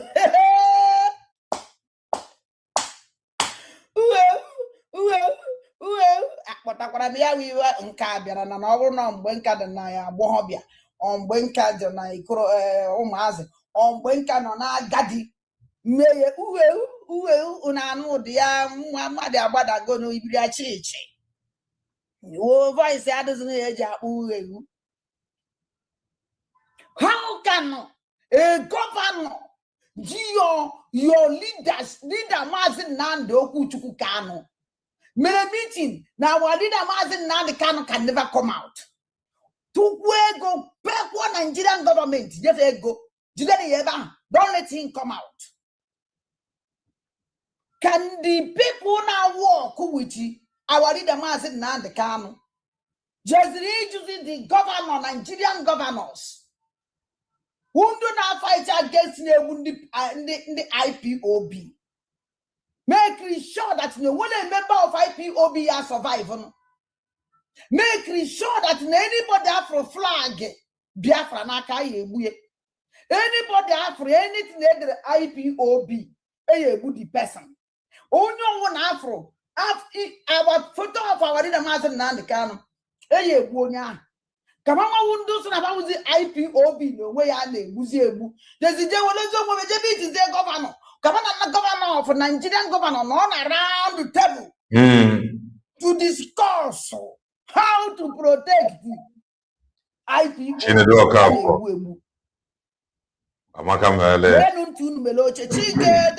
The head of POS terrorist organization. Tell them. They prevaricated. They actually abdicated their duty. And this led to the coming of the Eastern Security Network. And immediately we formed the Eastern Security Network. They woke up from their slumber. I'm sorry, because him on a query. So even I call their bow. None for this idiot to know here. Even I come back it now. Our leader Mazin Nan the can also we. Our leader Mazin Nan the can and Apatana Lodo Biafra. Now governor of Eastern Security Network of on security. Ye protect our land. Now can the Fulani terrorist. Now be a wounded by the Eastern governors will rejo because only watch this man is will go over that they turn to get the lawyer of ma or when I'm going this idiot to the Kukua, a corner, go Kurunko Kurkita, yet is not family after killing our leader.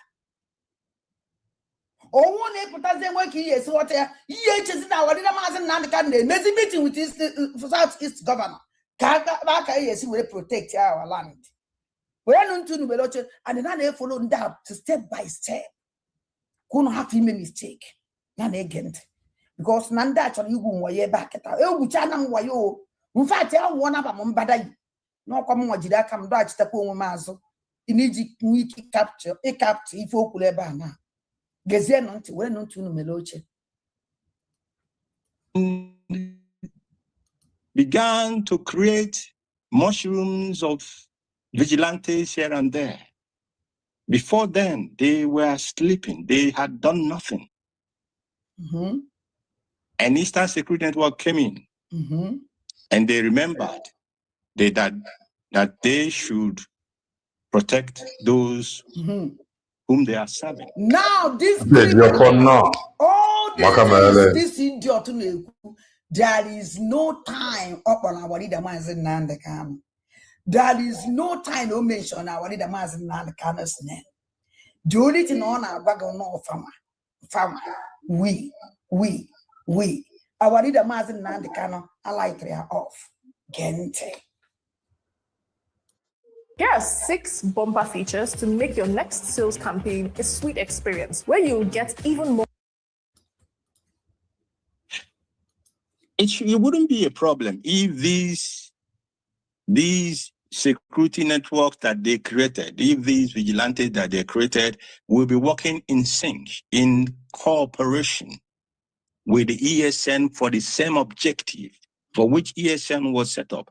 We didn't create ESN to challenge the governors or challenge anybody who is in the politics. What Eastern Security Networks was created for, its primary objective, its primary responsibility, its primary duty was to confront head on the invasion of our land.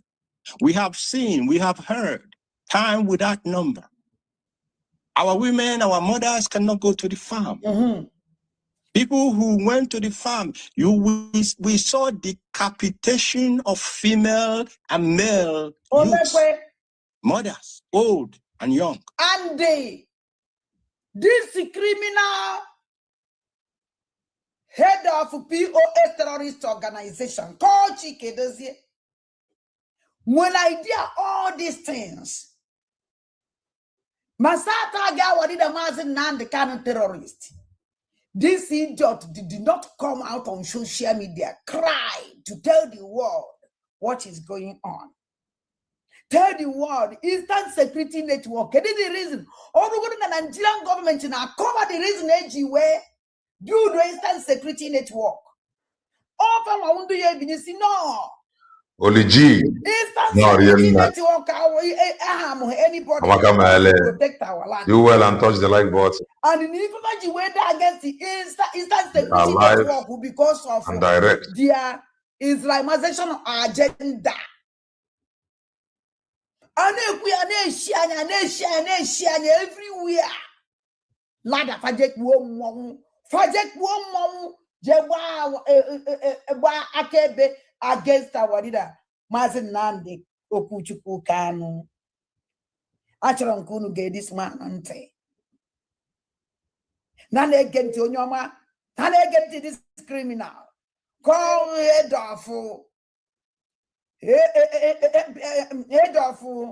POS. None again. Decapitation, what was known to be abominations in our land took root. The governors were there. They did nothing until the Eastern Security Network came in and they remembered. Fine. Why I'm saying this today is that if they do not rise up to the occasion, if they continue to abdicate their responsibility, if they continue to neglect the main objective of being the chief security officer of a state. The kind point. There what Biafra.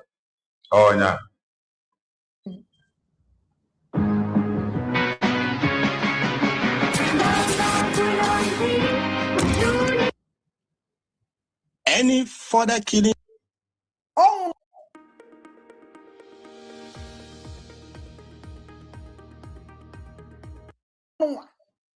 So, Chika Dozie, from now going on, anybody, Ebru State, anybody, Ebru Nabia State, everybody said, and I said,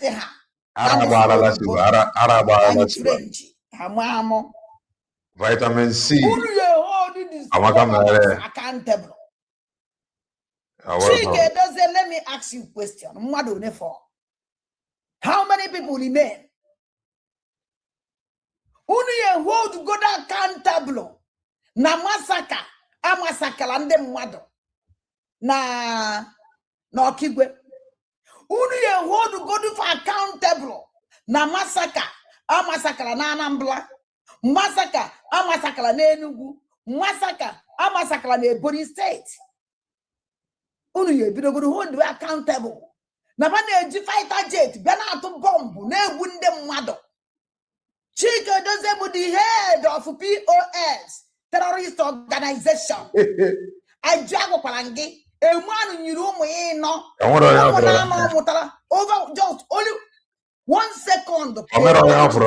Lose ụmụ ya niile by Nigerian terrorist bomb at Imo State. The Nigerian government accountable. No, from now going on, and I was in Chike Dozie. Chike Dozie, now your community, how many people? Now your town, how many people? Now your local government, how many people for? Each is a hold is it responsible. You hold to be responsible, wouldn't they have a watch? One day they call you now more the tank and down more the other in the Kunama, my age is 10. Now, because of they have dumped you people like Dundee, why not of them from now going on Chineke Pokwa Goko? Ona was the underground. Go get a kunus in underground on the Chineke bone on. When Simon Ekpa standing strong, when for abomination and the atrocities on our community, Onunu said terrorize, no butcher so much instant security network. Simon Ekpa Njoko see no enough is enough. And he stop you people. You people go ride. Pay your criminal media teams to come on social media whining, shouting. She gave someone 500 media team who go to come and tax Simon Ekpa Njoko. 500 media. 5,000. Because Nigerian government buru go. Unu we put an fight innocent man. Put on where no. I can never be alive and I massacre my people. I can never be alive and I traffic organ of my people. I can never be alive at take Igbo land, Biafra land. Is not possible. Man stand up. You people fight against him. You people petition against Here we him. in Ghana, but say every good Thursday now. Wow. Now, keep as the guy in the governor's warning from now going on, which means no Simon, which means no Nebu. She doesn't want to come on your stupid radio. After Kono massacre, the whole Eastern Security Network. They have undermined after the Kono the law and the whole Eastern Security Network. She doesn't want to wear patana na ledio Mazi Jeneta Nongaketa. Well, let's see. She placed organ in the Nigerian market. They have undermined the truth. I'm very sorry for you. It can never. Or let me tell you something, Chike does here. You got to observe. Yes. They carry a mother, carry a Chike does him. Mama, done them, and they get a guaragia. It carry a mother. Because I'm one, Ajani, and I try to be no ebo. Because identity is identity, and you can never deny it. Listen to this criminal call head of POS. Chike dossier and agente. Each and every one of them, each of the states, we are monitoring them. We are monitoring the activities of these. Don't let AI make you lose your voice. Writing with Grammarly means you are always in control. It'll clarify your ideas and murderers. And we are monitoring. I put on social media, gone miri. Ibu mogi sigi, okwisi bibuginye aye bungodienu. Okwan kamoro bosia. Over one tiki kuku tuogi. Imwelume. They can better than your voice. 42 weeks. Better than your voice. Oh no, I just will be from here. Go to bed better than here. Oh, man, walk in man and walk a kuro. They couldn't take any kawarida walk to go to the sound of the voice of our leader Mazin and the Kano. They couldn't take any sound of voice of Simon and Joko Batobi one. We couldn't take any voice here. If for their voice, we know this is the same one. If for another voice, how can I pim? The choosing one. Anything he by I'm happy I can't have a touch. Because I will go to the first time in the voice. In my yes, no, yeah. Who have this voice? No, you know, but I'm boom. The first general voice of our leader Martin Nandaka is Nenu Chena Soikenan. So the voice of our leader Martin Nandaka, the first general, nobody introduced like me. On YouTube, come from our voice, our leader money. So where is this man? Hey, Apatamoy. If best go to the voice will salama like this,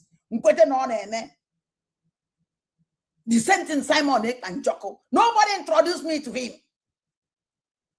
The voice also. And don't see today, I never hear that voice again. And when that voice, even this is a new HDOS. Okay. I'm no one will know you. No man, if you are that the choosing one is the choosing one from God. From God, you will know that I saw one head of HOD or HOD. I kumana Adam Fons or no you walk people galunu. Whatever no to meloche. Namu say the one of the voice ya hand kumaki. I want the voice and kumaki. I want to try mama the voice. Joe will voice Jay will rate him born. What I wanted the master and the camutin. What is Simon Lake by Jokutin? Happy to 1 second. You have our leader master and the can put 1 second. You have our top, you put 1 second. Then no money, Guazigi. You judge say by yourself. We know them when we see them. You see, none get this idiot. Head of POS terrorist organization. Chike does the none get in the nearest future. Specifically, the governor of Anambra State and the governor of Ebonyi State, these two states, as I speak to you tonight, they have willingly and unashamedly accepted to bring in and build whatever he said goes. What they called my first time of listening to him. Who from the USB charge the terrorist organization? You see your people now can head of POSC. Chike Doziemu, head of POS terrorist organization. Nagwazigi Guawo, USBG terrorist organization. Nigeria have Zoruda and the one who assigned on a contract. Kanalo, powerful military base, Anambra State, Yanana, and Ebony State. And the honor wagon Kayamane Pokua, that Nanke Ebony State, none of her complete, dear.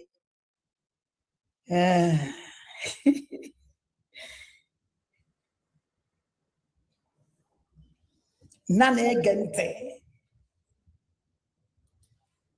Outlet. The Nigerian army, no.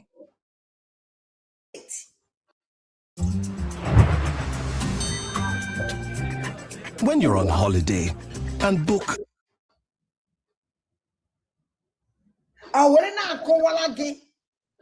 No one military base, yo. Nebeje, bote. All these independent terrorists. Bote fana Anambra.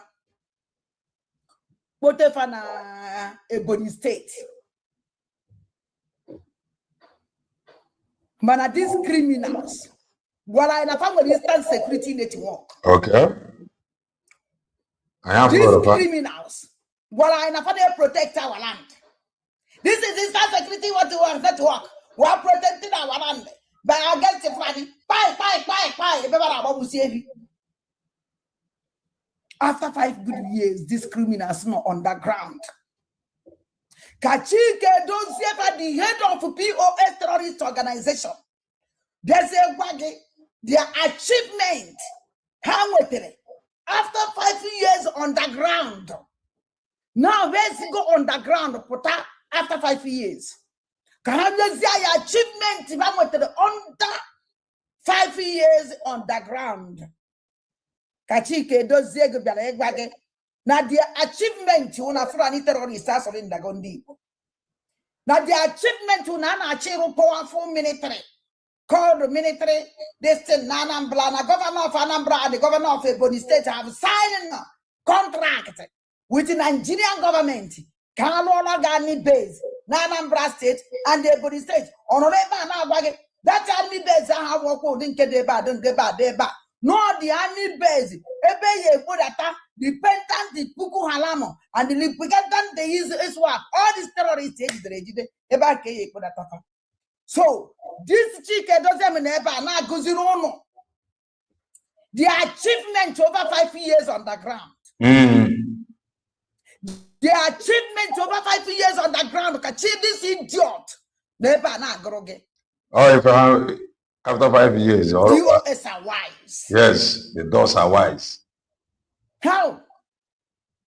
Think you got the doors. What are they fighting for? They are jihadist organizations fighting for whom to convert first.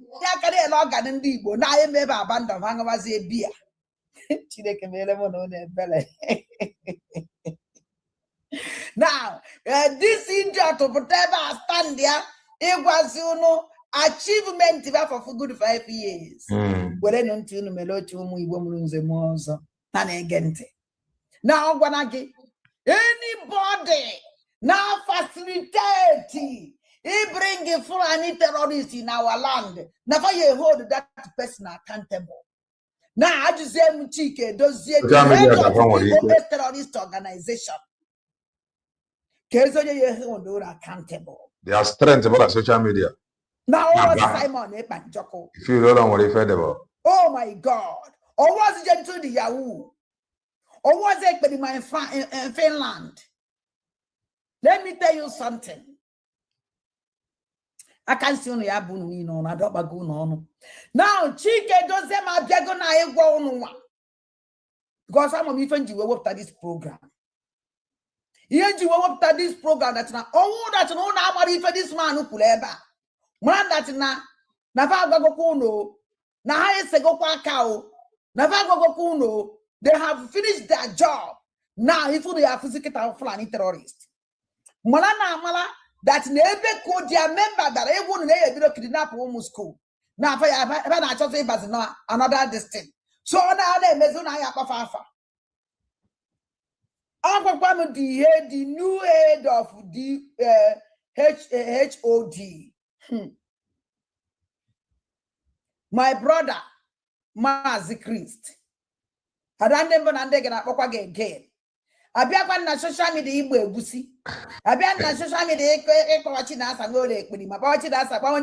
I come to social media to tell you reality. Every young mind that the spirit get wrong, maybe more get road up, please. If you listen to me, a man that me make here. And I only get monte. Neja gas. A man that na. We are counting. And you will get a condition already. I am on Budu be the roll. You listen to me. And no one that is man. Or one can be a secretary, soon could be like a group where men. No, or one of good men who that group, but I say we're good men already. Okay. Ready to do never could as well that if on Kamake is beauty, the men, yes, it's fight on Busia. So where that's the one that's in a time I draw. That's the one that's in no just a cabinet siafu. Or rapture, taste. This is how to relocate to Canada completely free with your employer sponsoring your relocation. Everything is intact. But he's a Chineke. He's a Simon Ekpanjoko. He's a Simon Ekpanjoko. The other two be one of Biafra land. And I'm making Simon. They go on in on a Chineke Goswelengi. Goswelengi. Go na Risi Kez one name. Yakachineke Yedina Goswelenge. Because you did a great job. You did a great job. Thank you, my brother, by saving us. By all our Biafran Eastern Security Network, original one, intact. So, our head of the HOD, Mazi Christ, there is no excuse. Okay. Why excuse Diana? As for an time I drop, can call because someone let it in a view. Don't let me will just ring at the bell and they make sure that everything intact. That is end. All the mirror, I need the you. I had church. You know, dear. Because anything I try my ear. You know, inside. I also. I can make you one myself. You know, inside. Because some we have to talk on social media. But what Nanda, what did a mazen now the kind of hole I walk with you? Oh, God. I wasting time.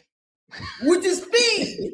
I bought them Timos, and the middle not to Aka, MSC Yokuya.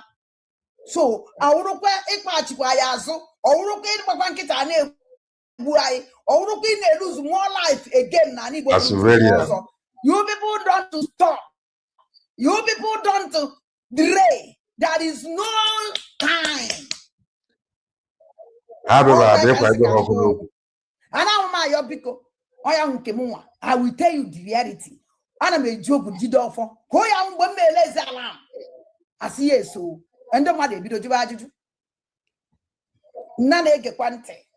So our head of HOD, Owen Marifechike does the head of POA terrorist organization. The Queba. Okapa money will watch on land. Gente. Marifechike does na gwage. Nifon agwaga na hard to go ready to massacre to massacre Biafrans, to take over the land, to Islamize Biafrans. Right for Nachime Kemaraki. Oh, now this year will be brutal. Our people will suffer. He said it. And the Malamala, the time this criminals has been expelled. Come to this program. Come on, the whole undi boni nebo. Oh, you want to na kawalage. And they had to go ready to work. Nyona gwage that in the Saludo Hana walk with it. Has an instant security network because they work with Saludo. Nkona kwala Saludo nkanka don't mind that, but don't mind him, which you know. They sell the instant security network to Saludo. They sell the instant security network to WIF. They sell the instant security network with Pitamba, Hope was on them, and the former governor of Abia State. All in the vast instant security network with. Will they use over when they terrorize our neighbor? Join hand with the Fulani. Join hand with the Fulani. No one will be a Biafran angel. Ote na ni bua na konka na ni bo since na ni bo cannot get a ekwembedembe on the ekweketa because of gentle di yawu na ndotie butuzo no makia wona eka na ekwu okwu adibo today. That these criminals succeed in conquer is Biafra liberation. Gentle di yawu butuzo no mo ya. I didn't show you that I go back and oh, I didn't show. If I is not go get out and do it, they say I go home. Do it, I go home. That's no one or the game or the mumma. A butching mother and I go cheer. I won't even million or the go with cheer. No, the mumma, oh, way and aguzi. I am Rose Wakayaka now. I am in anything a bed easy. In any naggy, a BGC at two basketball, a street. In any one day, work a wunigi, or mugi, a BGC about football. Do well and touch the like button. We are live. With Bonfire, you can set up a proper website for your business in less than 5 minutes. And the good thing is, you don't need. With Lasuba. He said, Butuzo, God bless you. And I'm very careful. No matter any peace, no matter peace, don't lose God, don't go target. They can use anybody to get you people. Trust to know anybody. Trust to now another place. You hold on one intact. If you lose God, you will regret. They can use any system, Any system, when keep you billion upon billion. Kill chain about what I'm gonna talk une will mepe a web swag. Because I thank God. I am more. Kamba break. Actually, on Kunu get this. Chike does them head of POS terrorist organization. Biafra. Why you want us also na 5 state? Ebe with the angel who may understand what is going on. Or OJ taking all these times. Iju we kwaya we fe. Okay. What even edit no isi na awam. Because if I neku oku call and don't know oku can neku, imagine kissing me at this. Oh, na catch quad. Being a woman, I will okay. And do I cage you wait on this head because someone with the problem. By all means. Gonna get in the head, yeah, man. Then I have for this place. And I met one man, I got a moon go see. There's no can. Oh, come on, I don't couldn't they can't say. If this criminal snake, this criminal chicken does them head of POS terrorist organization now. We're gonna find out the war. Now, the war with the terrorists say because Navas have been IPOB, they've had to be satisfied because they saw IPOB. They saw the struggle. They make sure that nobody will talk about the struggle anymore. That is why had you wait the petition against innocent man Simon Ekpa combined with Ngozi Olabese and they'll get killed with other terrorist group. Hanchani Neje fighter Simon Ekpa make a sure not Troyanga. But I see some with hope they are easy. Biafra angel will put you. There's no way. It can never happen. It can never happen. Now, China's ticket does them with the head of POS terrorist organization. Never not bragging that Nafa a dissolve, but about to be satisfied. He dissolve Biafra agitation. Or they fast we like. So, Nabana Chozi, Ibu Datazi, Ngongo na Ngongo, join that together, make a shot. And I want to that the whole about the whole rubbish people carrying an you people will go with shame. That I can assure you. Or when you people can never get it. That's about let me tell you something. Ye men kiji wuro mother and ye men ke more kalege. Or when Fraja ni bom na aja ni bom na on more call. It's what them more kalaka. It's what them more kalamkamuji deb, but emoji deb, oh man, I am boy, you can never succeed. You can't. Bruno body bono hari bema, banana magoko head of HOD. My brother, there is no time. My brother, there is no time. Mazi Christi, there is no time. There is no time. There is no time. Please stand up. So even when you get ready. Stand up. Okwana kaga kodi. And dogo wakotere ni ge memuye. Test ni kotere ni ge memuye. Iye niye. And I ye nigga that's support. Okwa kansa kangba go. Na agent. It has not been resolved in the way. Onyo kada the same thing. Make sure onyo kada na ebugi ni onyo kada ben nage. Onyo kada agbata obi gi. Onya nwa na ebugi. Jide na mbia. Onwe bi choro ka obuje gi kpọ ya bia buru gi. At least mo onye bugu. Family gi mo onye bugu we pụọ. And the whole family amara the person. No onye abri ekpo. Onye aka na ebu aya ije na ebu aya ama. Anything now onye ankuru ya ji question maka eje kidnap o ma ya ma. E kidnap also go with a question to ask.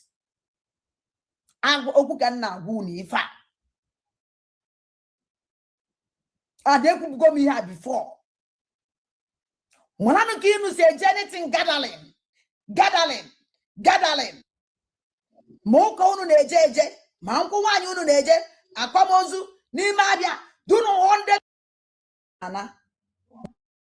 Watch this. You're going to see how Grammarly can save you 10 minutes you might otherwise spend tweaking ChatGPT prompts. Mano nwere ife dị ya na-adụbụ ihe nu. Onwe ihe dị ya na-adụbụ ihe nu ma na suspect o. Because of maka boom. Akano system aye eji bia kita we ka ya masaka ndi. No cover away that you go JC will fight your master, your paymaster. Of that state. Question to protect that place.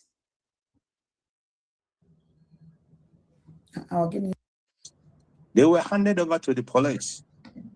And before you know, before you say Jack, before you count 1 to 2, we heard that an order came from above, or came from below, or came from heaven.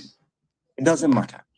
But that an order was given that these merchants of death must be set free, must be released. These are not army personnel. All right. Inotagia from Lasuba. Lasuba, they ready to fight. Like I said before, Ogu enwe n'iru. Mana ọmandị mma ka ya bụ ọgụ continue. Maka na ọma ndị izi dị ọgụ enwe n'iru. People nwesị reasons fa ga-ejiji alụ dị ọgụ. Mana na-eru anya ị ga-afụ na ọ dị ya necessary. Ọ dịrọ necessary. Tinye mma ị n'ọbọ. She has nothing to offer. The only thing on way to offer what she is offering now. This thing she is offering now, what she have to offer. And the 100 years time, this thing all I offer now before way to offer. So over there, now Obrugo DOS. In some hours time, I will come with one of her program to Acharugo. Enjoy what you see playing out now. Support USB declared. Obtain your ID. Whatever your own ID. Get your own ID as we move with speed.